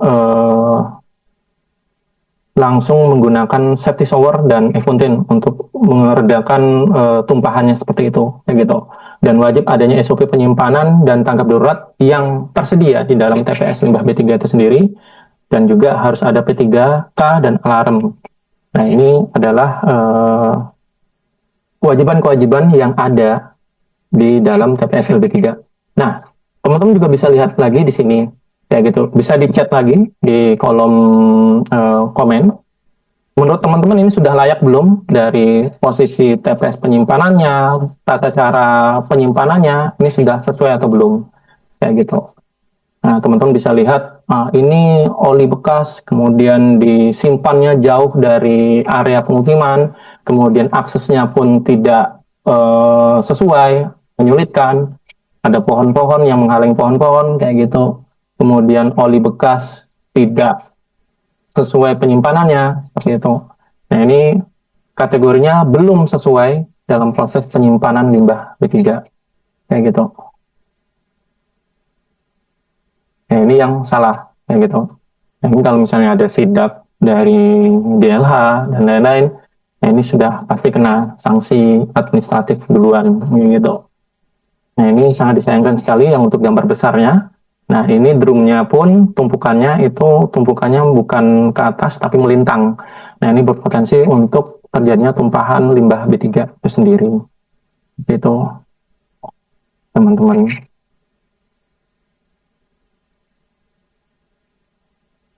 Nah, ini juga salah satu kesalahan dalam penyimpanan limbah B3 yang tidak sesuai, yang bisa dilihat sendiri. Nah, ini salah satu bentuk tempat penyimpanan sementara limbah B3 yang standar ya, pada umumnya. Ya gitu, terlindung dari hujan dan sinar matahari, bangunan mempunyai sistem ventilasi, bagian luar diberi simbol, bagian luar bangunan diberi papan nama, seperti itu, papan nama. Nah, ini standarnya, seperti itu, teman-teman bisa lihat. Nah, ini tempat penyimpanan sementara limbah B3. Nah, harus ada tersedia alat tanggap darurat, APAR, EWAS, P3K. Nah, ini diwajibkan memang. Jadi kalau misalnya tidak ada di dalam TPS LB3, artinya belum standar dari TPS LB3-nya. Nah, ini kayak gitu. Teman-teman ini bisa lihat dari contoh tampak luarnya. Kayak gitu. Terlindung dari hujan dan sinar matahari. Bangunan memiliki ventilasi udara di sini, bagian luar. Kemudian diberi nama, simbolnya, kayak gitu. Nah, di sini juga ada pintu aksesnya untuk mempermudahkan forklift masuk, keluar masuk barangnya, kayak gitu. Nah, ini juga ada Fontaine, kemudian P3K, ada APAR yang tersedia di sini. Nah, ini tempat penyimpanan sementaranya, juga ada sistem sel, blok sel, dipisahkan gang dan tanggul di sininya, kemudian kebersihan housekeeping-nya terjaga. Nah, ini tumpukan limbah B3 maksimal 3 lapis, kemudian per lapisan itu wajib harus ada palet, tidak boleh langsung drumnya. Kemudian memiliki saluran dan bak penampungan. Nah, ini bak penampungannya, teman-teman bisa lihat di sini. Dan tidak diberi plafon. Yang pasti ini tidak boleh adanya plafon. Nah, ini salah satu yang sistem kecilnya, nyimpanannya. Ini sudah sesuai, ya gitu. Nah, ini kelengkapan teknis TPS, P3K, apa timbangan, drum, shower, dan SOP, ya gitu. Nah, itu tadi terkait penyimpanan limbah B3. Nah, selanjutnya ini harus pengangkutan limbah B3. Nah, pengangkutan limbah B3 juga harus tersedia berbagai macam sesuai dengan regulasinya. Yang pertama dari ketentuannya, ketentuan pengangkutan limbah B3. Jadi dalam ketentuannya, pengangkutan limbah B3 wajib dilakukan dengan menggunakan alat angkut yang tertutup untuk limbah kategori 1. Kemudian pengangkutan limbah B3 dapat dilakukan dengan pengangkutan alat angkut yang terbuka untuk limbah kategori 2. Kayak gitu. Jadi kategori 1 itu wajib tertutup, kategori 2 itu wajib, tidak wajib sih, boleh terbuka. Kayak gitu. Nah, pengangkutan limbah B3 wajib memiliki yang pertama, alat angkut limbah B3-nya, rekomendasi pengangkutan limbah B3, dan faster pengangkutan limbah B3. Tadi sudah saya jelasin. Kayak gitu. Nah, di sini memenuhi standar umum, kayak gitu. Dalam proses pengangkutan limbah B3, itu harus ada prosedur bongkar muatnya, dilengkapi dengan peralatan untuk penanganan limbah B3 yang diangkut, dilengkapi dengan prosedur penanganan limbah B3 dan kondisi daruratnya, dilengkapi dengan GPS tracking. Nah, kayak gitu. Jadi pengangkutan limbah B3 itu wajib adanya GPS. Jadi untuk menghindari bahwasanya nanti truknya itu tidak langsung menuju pengolahan limbah B3, tapi ke tempat lain untuk diperjualbelikan. Karena memang limbah B3 ini ada nilai value-nya tersendiri, contohnya kayak oli bekas sama aki bekas. Nah, oli bekas dan aki bekasnya ini sebenarnya memiliki nilai value sendiri, cuman karena dia kategorinya limbah B3, itu harus dilakukan pengolahan lebih lanjut. Tidak boleh diperjualbelikan secara ilegal. Seperti itu, makanya setiap pengangkutan limbah B3 itu wajib dilengkapi dengan GPS tracking, kayak gitu. Nah, kemudian memenuhi spesifikasi umum, untuk angkutan jalan, yaitu memiliki alat angkut kendaraan roda 4 atau lebih, mencantumkan nama perusahaan pada keempat sisi kendaraan. Nah, ini yang wajib diberikan. Kalau di tempat saya, di Indofood, itu untuk pengangkutan limbah B3-nya itu ada berbagai macam transporter. Biasanya ada PT Pali, kemudian yang terbaru kemarin pakai PT GJI, sama PT Universal Eco Pacific. Nah, itu salah satu, juga ada PT Arah, ya gitu, sebagai pihak transporter pengangkutan limbah B3. Nah, biasanya mereka harus mencantumkan nama perusahaan mereka pada keempat sisi di bagian mobil mereka pengangkutannya, kayak gitu. Nah, harus mencantumkan nomor telepon perusahaan pada sisi kanan, kiri, dan belakang kendaraan, dilengkapi simbol limbah B3. Nah, ini memang spesifikasi umum dari pengangkutan limbah B3. Kayak gitu. Nah, pada umumnya memang untuk pengangkutan jalan. Ya, tempat saya adalah pengangkutan jalan. Jadi spesifikasinya ada 4 di sini. Bisa teman-teman baca sendiri. Gitu. Nah, ini contoh pemilihan alat angkut limbah B3, dan pada umumnya di tempat saya adalah jenisnya Wixbox, kayak gitu. Jadi bisa dibuka kedua sisinya, kayak itu kapasitasnya bisa sampai 20 ton, 20 sampai 25 ton. dengan kapasitas palet maksimal 18 palet, kayak gitu.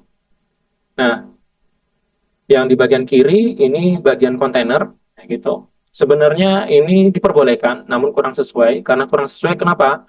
Ini menyulitkan apabila memasukkan loading dan proses unloadingnya, seperti itu. Kayak gitu. Jadi lebih lama proses loading dan unloading.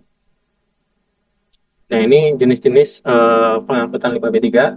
Jadi dalam pengangkutan limbah B3 itu wajib adanya ini yang pertama, nama perusahaannya. Nama perusahaannya bawahnya biasanya ada nomor teleponnya, kemudian harus ada simbolnya. Nah, ini contoh-contoh dari pengangkutan limbah B3. Kayak gitu. Kalau dia misalnya dalam bentuk tertutup, dia bisa jadi kategorinya adalah kategori satu. Kalau dia dalam bentuk tangki, biasanya limbah B3-nya adalah satu jenis. Nah, bisa jadi lumpur, bisa jadi serat, atau yang lain jenis lainnya. Nah, bak terbuka ini biasanya adalah kategori 2, limbah kategori 2. Gitu. Nah, armada-armada misalnya di perairan, nah ini adalah armada-armada pengangkutan. Nah, biasanya untuk perusahaan yang letak perusahaannya itu jauh dari pengolahan lebih lanjut, biasanya dia menggunakan armada laut, ya gitu. Nah, ini yang terakhir terkait pelaporan pengelolaan limbah B3. Nah, jadi teman-teman bisa lihat di sini kayak gitu. Nah, dalam pelaporan limbah B3 itu sendiri yang tadi saya jelasin, jadi kita pakai dua sistem pelaporan, jadi ada sistem konvensional dan sistem elektronik menggunakan akun simple seperti itu. Jadi biasanya perusahaan itu melaporkan ke DLH kabupaten maupun DLH provinsi terkait pelaporannya menggunakan pelaporan cetak. Nah, untuk limbah B3 itu sendiri biasanya per 3 bulan sekali. Nah, untuk pelaporan simple, biasanya itu kita menginput ke akun simple kita, sistem informasi pelaporan elektronik lingkungan.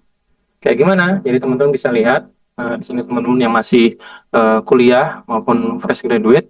Jadi pelaporan limbah B3 itu ada dua jenis, konvensional dan pelaporan elektronik. Nah, kalau pelaporan elektronik melalui KLHK, kita menggunakan akun simple di sini. Kayak gitu. Nah, akun simple di sini, teman-teman bisa lihat. Nah, ini device pertamanya. Cuman ini device lama ya, teman-teman. Device yang terbarunya itu sudah update lagi, kayak gitu. Ini belum sempat dirubah. Nah, ini tampilan pada saat proses masuknya, kayak gitu.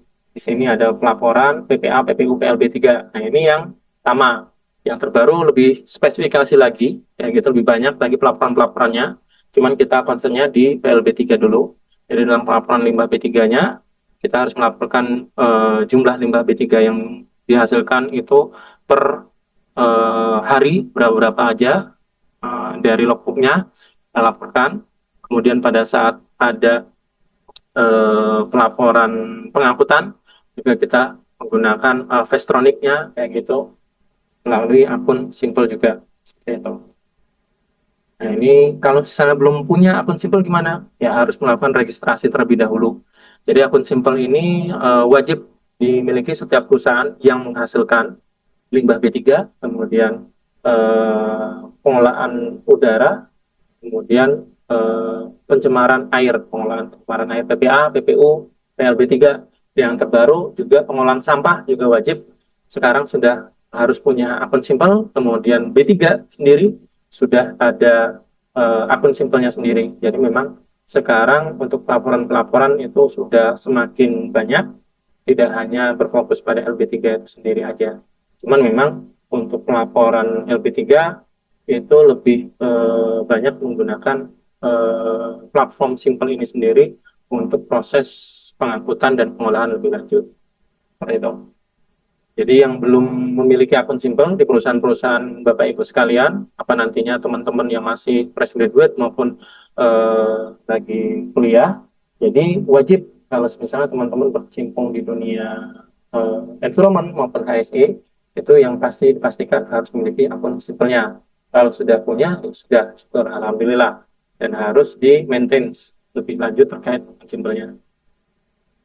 Dan akun simple ini tidak hanya untuk perusahaan yang dinilai proper. Artinya seluruh perusahaan itu wajib punya akun simple ini. Gitu.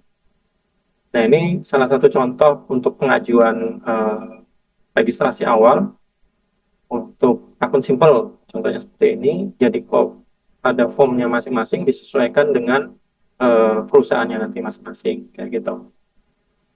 Aja limbah gitu. Nah, contohnya. Nah, yang terakhir ini adalah Vestroniknya. Nah, jadi Vestronik inilah nantinya yang menjadi manifest elektronik pengangkutan limbah B3, teman-teman di sini. Jadi teman-teman bisa lihat ini contoh manifest limbah bahan berbahaya dan beracun. Kalau dulu itu tidak lagi pakai belum pakai Vestronik, jadi masih pakai manual. Jadi pengangkutan limbah B3-nya manual dan itu mudah sekali dimanipulasi kayak gitu sampai 7 lembar kayak gitu sehingga untuk efisiensi, kemudian untuk paperless juga untuk kemajuan, maka serah terima limbah B3 itu tidak boleh lagi secara konvensional, harus dengan menggunakan Vestronik kayak gitu dengan manifest elektronik pengangkutan limbah B3. Nah, Vestronik ini sendiri itu dikeluarkan oleh KLHK secara online, dilakukan penginputan data dan Vestronik sebelum limbah B3 keluar dari area TPS. Nah, ini yang perlu teman-teman garis bawahi. Jadi kita itu harus menginput data Vestroniknya terlebih dahulu sebelum limbah B3 itu diangkut kayak gitu. Nah, tidak ada lagi penggunaan manifest hard copy. Nah, kebanyakan memang perusahaan itu baru nginput data Vestroniknya setelah limbah B3 itu terangkut kayak gitu. Nah, dalam prosedurnya itu harusnya limbah penginputan Vestronik itu harus dilakukan pada saat limbah B3 itu belum terangkut kayak gitu.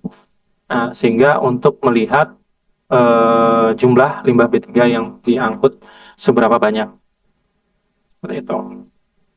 Nah, tadi terkait dengan pengolahan limbah B3 di industri dan best practice-nya dalam pengolahan limbah industri.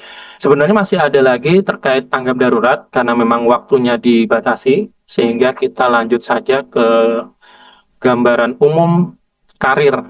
Kalau misalnya kita bekerja di bidang limbah B3 dan HSE, itu seperti apa? Jadi teman-teman bisa lihat sendiri pada slide saya ini untuk gambaran umum di bidang HSE itu seperti apa. Jadi HSE itu kebanyakan kalau di tempat saya di Indofood itu include jadi satu. Kita bilangnya SHE ya, kalau di Indofood Safety Health Environment. Jadi ya include masalah K3, kesehatan, environment-nya, kayak gitu. Nah, gambaran umum karirnya di bidang HSE ini seluruh perusahaan pasti menerapkan itu sendiri, terkhususnya di bidang manufaktur, otomotif, sektor publik, migas, tambang, konstruksi, dan farmasi. Artinya seluruh karir di HSE itu sendiri, khususnya di bidang environment itu semua jenis usaha. Jadi profesi di bidang ini fokus pada keselamatan kerja, perlindungan lingkungan, dan kepatuhan regulasi. Pada umumnya seperti itu. Jadi pengurusan-pengurusan environment termasuk limbah B3, umumnya kalau di industri di tempat saya, di industri kayak manufaktur, farmasi, kemudian di perusahaan-perusahaan bergerak di bumbu, produk makanan, biasanya orang limbah B3-nya ialah orang HSE-nya. Kalau di pertambangan mungkin di migas itu dipisah. Ada orang safety-nya sendiri, ada orang environment-nya sendiri, tergantung dengan perusahaannya masing-masing seperti itu. Nah, teman-teman bisa lihat di sini kalau jalur karirnya itu seperti apa. Jadi kalau tingkatan-tingkatannya itu sendiri ada entry level, kemudian medium level, sama ke expert kayak gitu. Kalau entry level biasanya itu rekrutmennya adalah staf pengolahan limbah B3 kalau di bagian environmentnya. Biasanya bagian ngurusnya waste handling operator, jadi operator limbah B3. Biasanya ngurusin serah terima limbah B3, pemilahan limbah B3, penyimpanan, labeling, manifest. Kemudian pencatatan neraca limbah, membantu inspeksi gudang B3, seperti itu. Nah, kemudian ada petugas gudang limbah B3. Nah, sebagai kontrol, drum, kemasan, pemantauan tumpahan, dan housekeeping. Koordinasi dengan transporter, seperti itu juga. Nah, ini level-level job dari operator-operator lah, kayak gitu, sebagai pengolahan limbah B3. Nah, ada medium levelnya, biasanya sebagai koordinator limbah B3 atau waste supervisor kayak gitu. Biasanya harus mengawasi operasional pengolahan limbah B3, pelaporan ke DLH, kemudian kontrol jadwal angkut, dan kontraktor pemanfaatan pengolah kayak gitu. Bagian environment-nya bagaimana mengolah limbah B3, non B3, monitoring lingkungan Kemudian monitoring lingkungannya ini per semester ya, teman-teman, dari udara ambien, emisi udara, air, kemudian itu dipantau, kemudian membuat laporan UKL-UPL per 6 bulan sekalinya, kayak gitu. Nah, kalau levelnya dia sudah senior level, bagian environmental engineering atau spesialis B3, job desk-nya biasanya mendesain sistem pengolahan B3, reduksi limbah B3 seperti apa, menentukan teknologi pengolahan, kemudian memastikan compliance terhadap IP 22 2021, dan perkenalan hak yang terkait dengan pengolahan limbah B3 itu sendiri. Kalau environmental manager ya itu sama, hampir sama dengan spesialis B3, mengolah limbah B3, monitoring lingkungan, dan membuat laporan UKL-UKL. Jadi sebenarnya ini tidak baku ya teman-teman, bergantung di perusahaan teman-teman nantinya, itu tugas pokoknya itu apa-apa saja, kayak gitu. Kalau di tempat saya ya level ini ya masih job desk-nya saya. Final level itu masih job desk-nya saya kali ini. Nah, ini bagian expertnya itu adalah bagian konsultan lingkungannya. Nah, di mana dia yang menyusun dokumennya, baik dokumen AMDAL, SPPL, DLH, pengembangan SOP atau sistem manajemen limbah, menjadi auditor lingkungan tersertifikasi. Biasanya ini adalah expert lingkungan di bidang environment, terkhususnya di bidang limbah B3-nya itu sendiri. Jadi teman-teman yang masih kuliah, masih fresh graduate itu bisa memilih jalurnya masing-masing. Kalau misalnya berkecimpung di dunia HSE, jadi harus siap bukan hanya di bagian safety, bukan di bagian health aja kesehatan, tapi harus menyeluruh, ialah di bagian safety, environment, juga harus menguasai berbagai macam job desk-nya itu sendiri, seperti itu.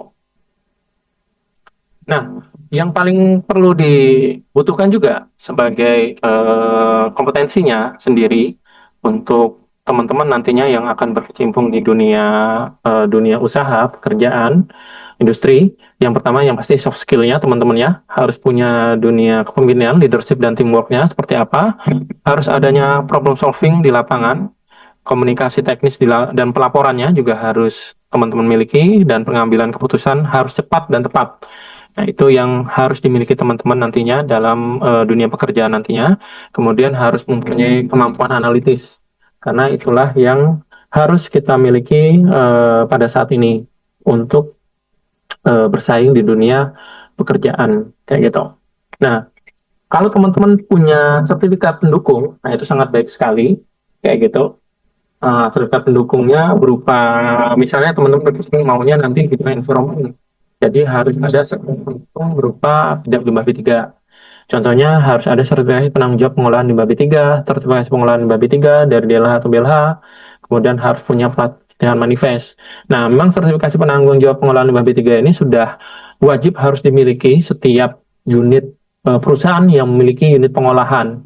Tidak hanya pada TPS limbah B3, tapi kalau misalnya punya IPAL juga harus, perusahaan harus punya penanggung jawab, levelnya penanggung jawab maupun operator harian. Kalau punya stack ataupun boiler, genset juga harus ada penanggung jawab yang tersertifikasi di bidang limbah B3-nya. Kayak gitu. Jadi bukan hanya di bidang limbah B3, kalau punya IPAL harus ada penanggung jawabnya. Kalau punya emisi udara berupa boiler dan genset harus juga ada penanggung jawabnya yang tersertifikasi sesuai di BNSP, kayak gitu. Nah, ini merupakan sertifikasi tambahan yang mendukung karir nanti teman-teman pada saat untuk upgrade ke dunia usaha yang lebih tinggi maupun untuk memulai karir pertamanya, kayak gitu. Nah, ini sertifikasi yang mendukung karir juga. Kalau misalnya di bidang HSE ada ahli K3 umum, Kemenaker, paham terkait ISO 14001 atau sistem manajemen lingkungan, kemudian tahu terkait ISO 45001 OHS Management. Ada sertifikasi misalnya First Aid P3K itu sangat bagus sekali. Ada Fire Safety atau Basic Fire Perfecting kelas D, B, C, A. Nah, itu menjadi nilai lebih bagi teman-teman nantinya pada saat memasuki dunia pekerjaan. Karena perusahaan untung kayak gitu. Untung tidak perlu lagi melakukan sertifikasi kepada teman-teman yang sudah memiliki sertifikasi pendukung ini ya. Kayak gitu. Nah, kita masuk ke sub bahasan selanjutnya terkait dampak ekologis limbah B3 di perkotaan dan pedesaan, teman-teman di sini. Nah, ini tambahan sebenarnya kayak gitu. Jadi teman-teman bisa lihat dari gambaran umum dampak ekologis limbah B3. Nah, secara pengertian dari limbah B3 itu apa? Sifat toksik, korosif, reaktif, dan dalam pengolahan yang buruk menyebabkan pencemaran yang persistem atau sulit terurai, bioakumulatif, menumpuk di jaringan makhluk hidup, dan biomagnifikasi. Nah, inilah gambaran dampak umum ekologis limbah B3 itu sendiri, teman-teman. Nah, teman-teman bisa lihat dampak ekologis limbah B3 di kawasan perkotaan atau urban itu apa sih? Kayak gitu. Mulai dari adanya pencemaran udara, di mana pencemaran udara itu biasanya diakibatkan oleh aktivitas jenis limbah yang berperan, seperti misalnya solvent, kemudian HC, NOx, SO2, logam berat dari industri, asap pembakaran sampah. Nah, ini salah satu pencemaran-pencemaran udara dalam dampak ekologis di dunia perkotaan. Nah, dampak ekologisnya apa? Nah, ini berakibat adanya pembentukan smog ataupun kabut asap fotokimia yang menghambat fotosintesis tumbuhan, kemudian tingginya ozon troposfer, merusak jaringan daun, menghambat pertumbuhan pohon kota. Nah, selanjutnya ada dampak ekologisnya sebagai polusi logam berat dari timbal dan merkuri, kemudian mengendap pada permukaan tanah dan kota, gangguan populasi serangga, penyerbuk, baik lebah, kupu-kupu, akibat racun pestisida dan VOC atau solvent itu sendiri. Nah, ini dampak-dampak dari pencemaran udara, dari aktivitas ekologis di perkotaan. Selanjutnya juga ada dampak pencemaran air permukaan nih, teman-teman. Biasanya sumbernya itu dari rumah sakit, bengkel, industri metal, cat, elektronik, tumpahan oli di jalan, limbah deterjen. Nah, pada umumnya pencemaran di perkotaan itu banyak dari limbah deterjen itu sendiri. Kayak gitu. Karena penggunaan deterjen itu sendiri menggunakan bahan-bahan yang dapat merusak dan mencemarkan lingkungan. Sehingga dampak ekologisnya itu secara umum itu adanya eutrofikasi cepat akibat fosfat atau deterjen. Sehingga biasanya banyak tumbuh alga berlebih di sungai ataupun kotaan. Kemudian matinya biota air, ikan plankton akibat logam berat, kayak gitu. Kemudian ada bioakumulasi merkuri pada ikan sungai perkotaan. Nah, ini pernah terjadi di tempat kita ya, kayak gitu, terakibat cemaran merkuri. Merkuri ini biasanya digunakan untuk pertambangan, baik pertambangan emas maupun pertambangan nikel ya, kalau nggak salah.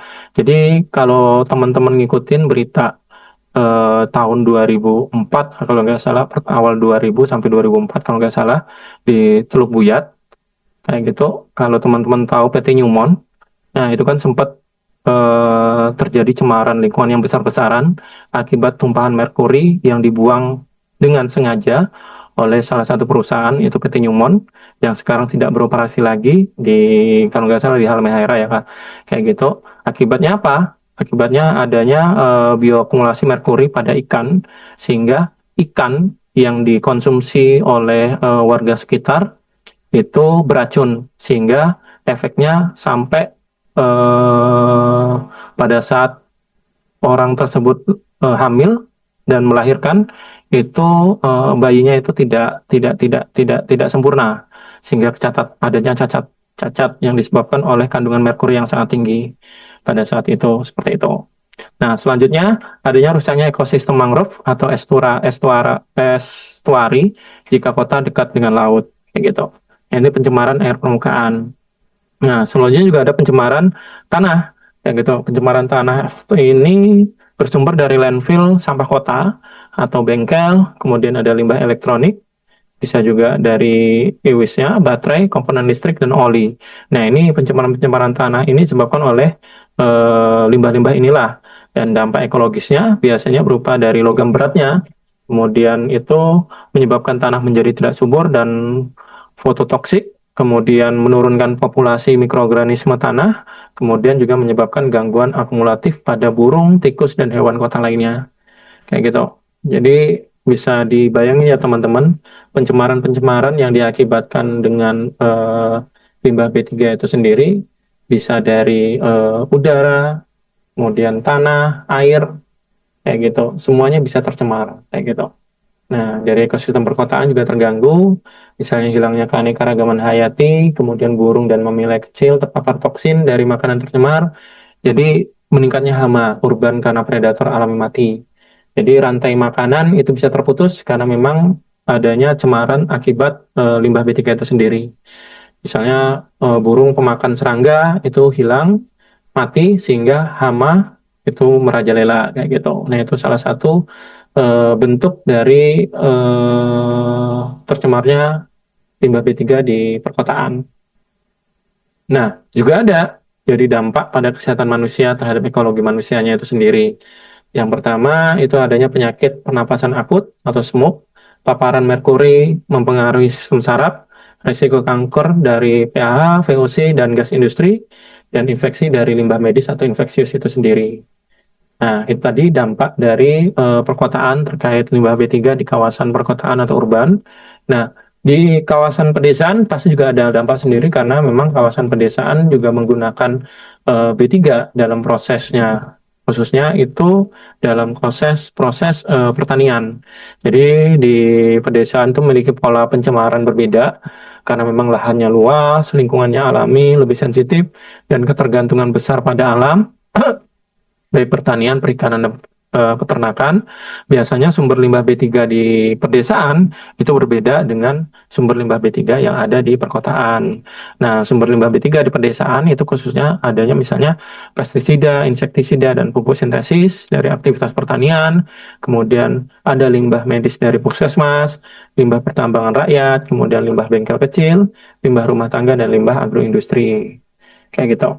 Nah, ini yang paling utama, yaitu pencemaran tanah pertanian, itu bersumber dari sumber utamanya, dari pestisida, fungisida, dan hibrisidanya, dari pupuk NPK.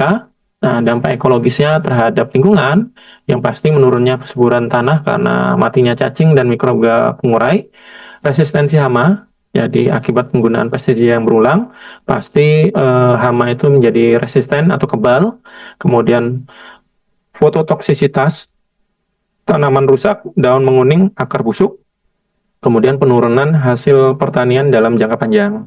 Nah, ini pencemaran-pencemaran tanah di pertanian. Selanjutnya, ini pencemaran sungai dan rawa, biasanya bersumber dari tambang rakyat, berupa dari merkuri, dari limbah agroindustri, pestisida terbawa limpasan hujan. Nah, dampak ekologisnya ini lebih besar sekali, jadi matinya ikan dan plankton akibat toksisitas merkuri dan cyanida, terganggunya rantai makanan, hilangnya plankton, kemudian perubahan pH sungai akibat limbah tambang. Kayak gitu, pH-nya itu derajat keasaman, jadi pH-nya itu pH netral yang harusnya 6, 7, 8. Nah, karena misalnya tercemar, bisa saja pH-nya jadi asam, basa, sehingga sungainya menjadi, air sungai menjadi beracun dan berakibat pada mikroorganisme yang ada di perairan. Seperti itu. Nah, akumulasi racun pada makanan, contohnya merkuri pada ikan sungai pedalaman, gitu. Logam berat pada padi dan palawija, pestisida pada sayur dan buah. Nah, ini berdampak pada ekologis dan langsung pada manusia itu sendiri, jadi teman-teman. Seperti itu.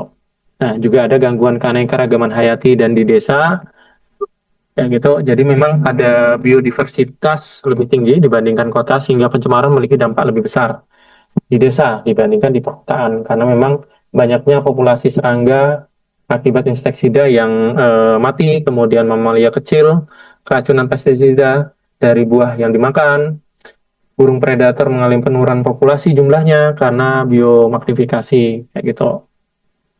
Ini gangguan-gangguan karena keragaman hayati yang ada di desa, teman-teman. Nah, juga ada kerusakan lahan, akibat pertambangan rakyat, kayak gitu.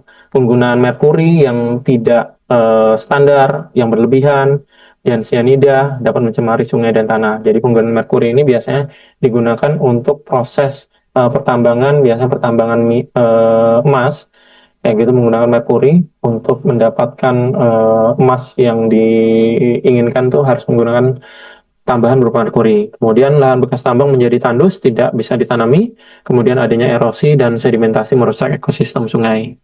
Seperti itu. Nah, resiko limbah medis di desa. Nah, ini juga ada resiko-resikonya, limbah medis di desa.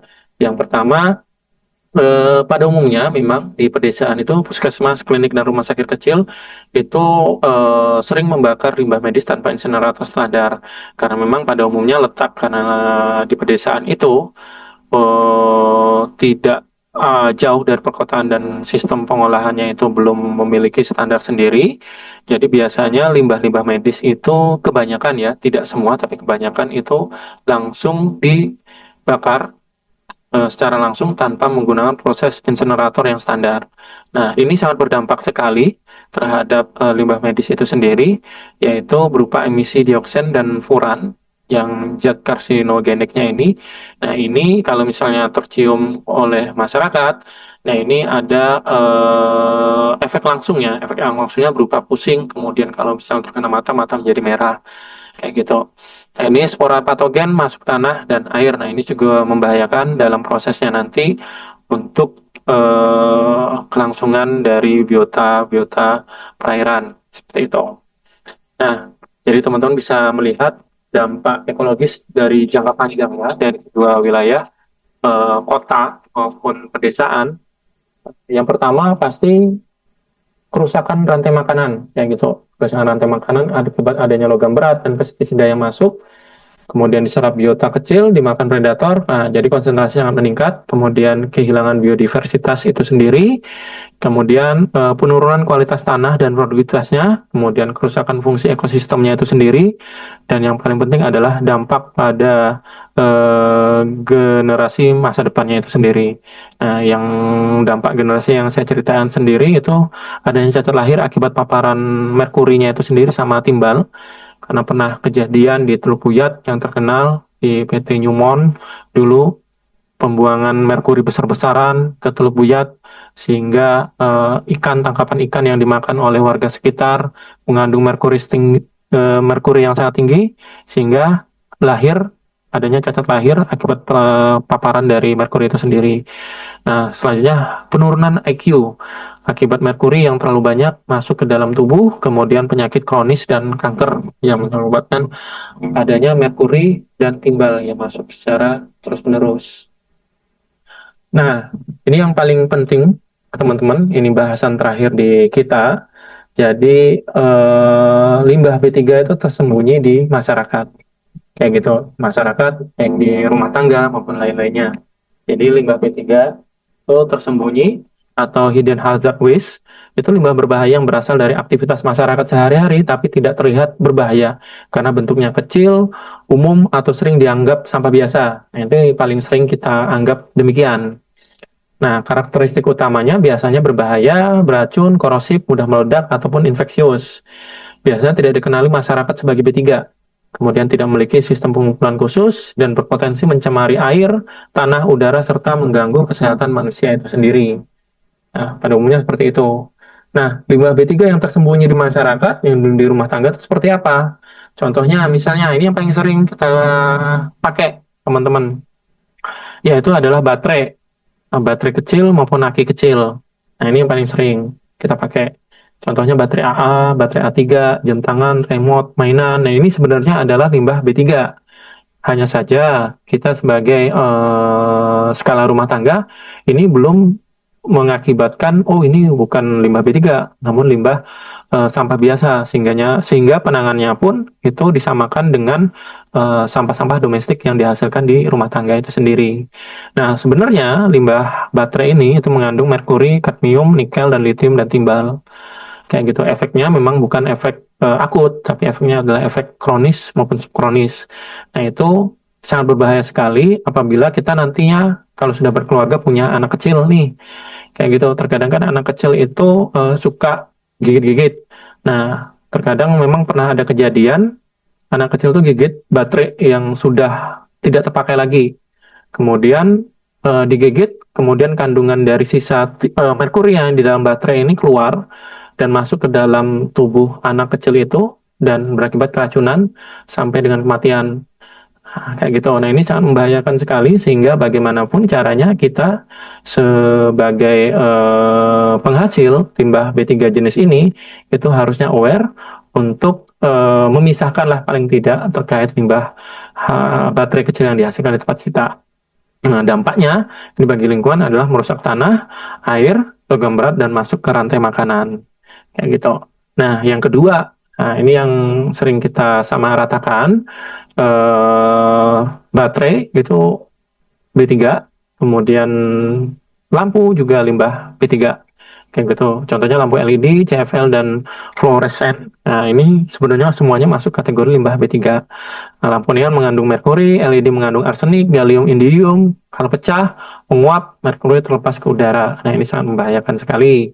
Nah, ini sama dengan handlingnya pada saat kita di rumah, lampu di rumah mati, sudah, kemudian itu eh, mati, kemudian langsung dibuang ke tempat penampungan sampah domestik pada umumnya. Nah, sebenarnya ini akan berakumulasi nantinya ke depan yang berakibat adanya cemaran-cemaran lingkungan seperti itu.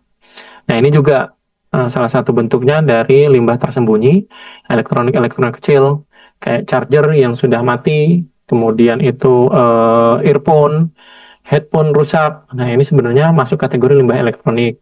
Nah, dalam perusahaan biasanya ini masuk kategori kalau nggak salah B109D. Nah, di tempat saya ini masuk kategori limbah elektronik. Nah, limbah elektroniknya berupa misalnya itu PC, PC bekas, kemudian printer bekas, ya, itu masuk kategorinya limbah elektronik kategori B109D. Kalau nggak salah ya, kayak gitu. Nah, menjadi limbah elektronik berbahaya jika dibakar. Nah, ini sangat bahaya sekali kalau teman-teman ini membakar limbah ini, karena kalau misalnya keluar, timbal yang ada di PCB lithiumnya ini dapat meledak, kayak gitu, teman-teman. Nah, ini selanjutnya adalah obat-obatan kadaluarsa. Nah, ini dianggap sepele ya, termasuk jujur termasuk ke saya juga. Jadi saya juga beberapa kali sering membuang obat yang sudah tidak digunakan lagi, kayak gitu. Sebenarnya ini bahaya sekali kayak gitu. Apalagi obat-obatan kadaluarsa jenis antibiotik, hormon, dan anti nyeri. Jadi kalau misalnya terbuang ke sungai, resistensi bakteri, maka akan adanya gangguan biota untuk lingkungan itu sendiri, kayak gitu. Seperti itu. Nah, termasuk produk kosmetik juga kayak cat kuku, hairspray, parfum, pembersih, kloset, pestisida rumah. Ini sebenarnya mengandung VOC atau solvent, formaldehid, dan logam berat dan berdampak pada kualitas udara di rumah kayak gitu. Kemudian tanah juga terkontaminasi juga demikian. Seperti itu. Nah, ini adalah contoh-contoh limbah tersembunyi di rumah tangga.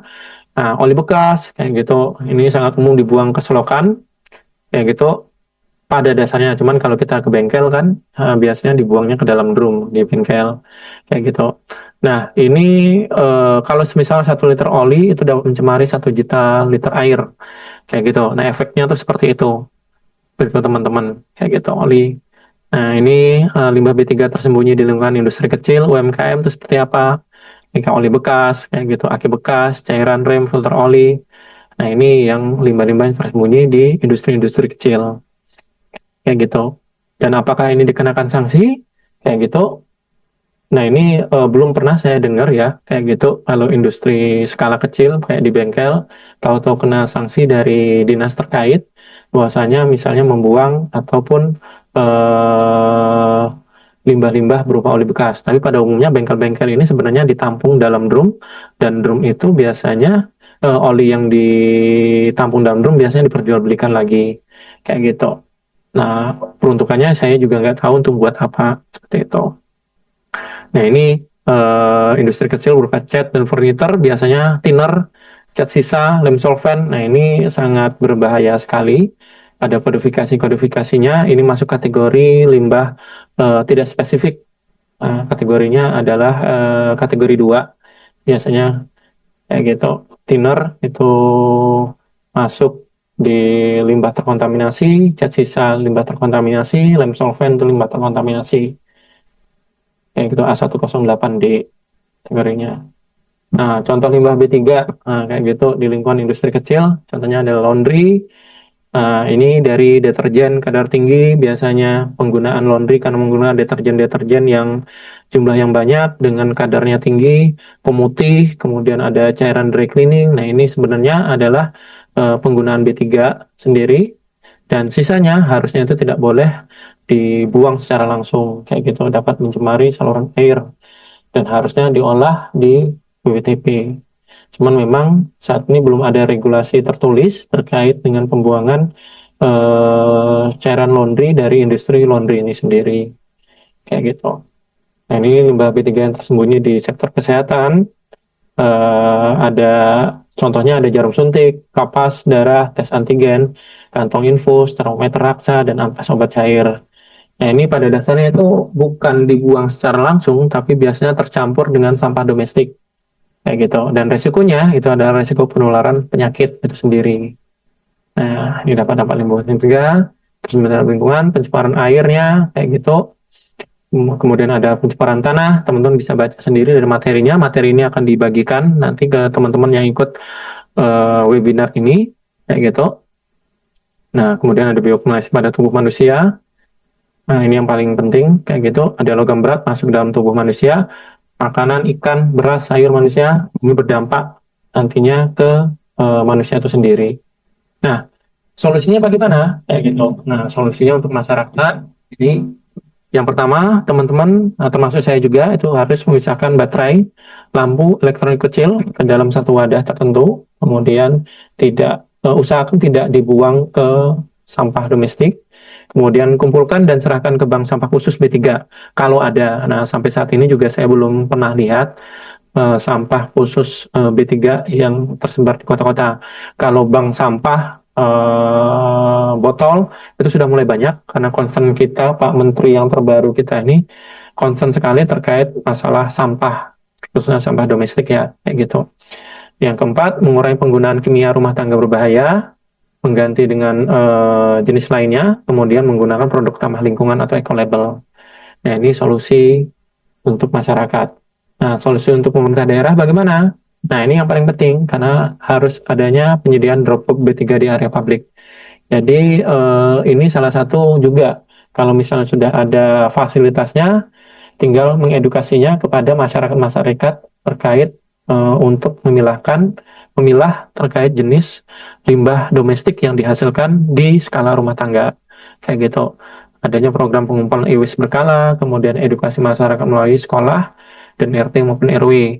Yang terakhir harus adanya integrasi pengumpulan baterai di minimarket. Nah, ini salah satu bentuknya perlu ada inisiasi lah, kayak gitu. Dari prinsipal pemegang produk, misalnya produk baterai apa, jika mau beli dapat potongan harga harus menyerahkan baterai bekasnya, kayak gitu. Nah, itu salah satu bentuk untuk mengurangi limbah B3 jenis baterainya itu sendiri, kayak gitu. Nah, ini solusi untuk UMKM. Ini hanya solusi ya, jadi ada SOP, pengolahan limbah B3, penyimpanan terpisah, kerjasama dengan transporter berizin, kemudian pelaporan pelatihan sederhana mengenai B3 itu sendiri. Nah, secara penutup, karena tidak disadari bahaya dan volumenya besar, limbah B3 menjadi salah satu pencemar paling berpengaruh di kota dan desa.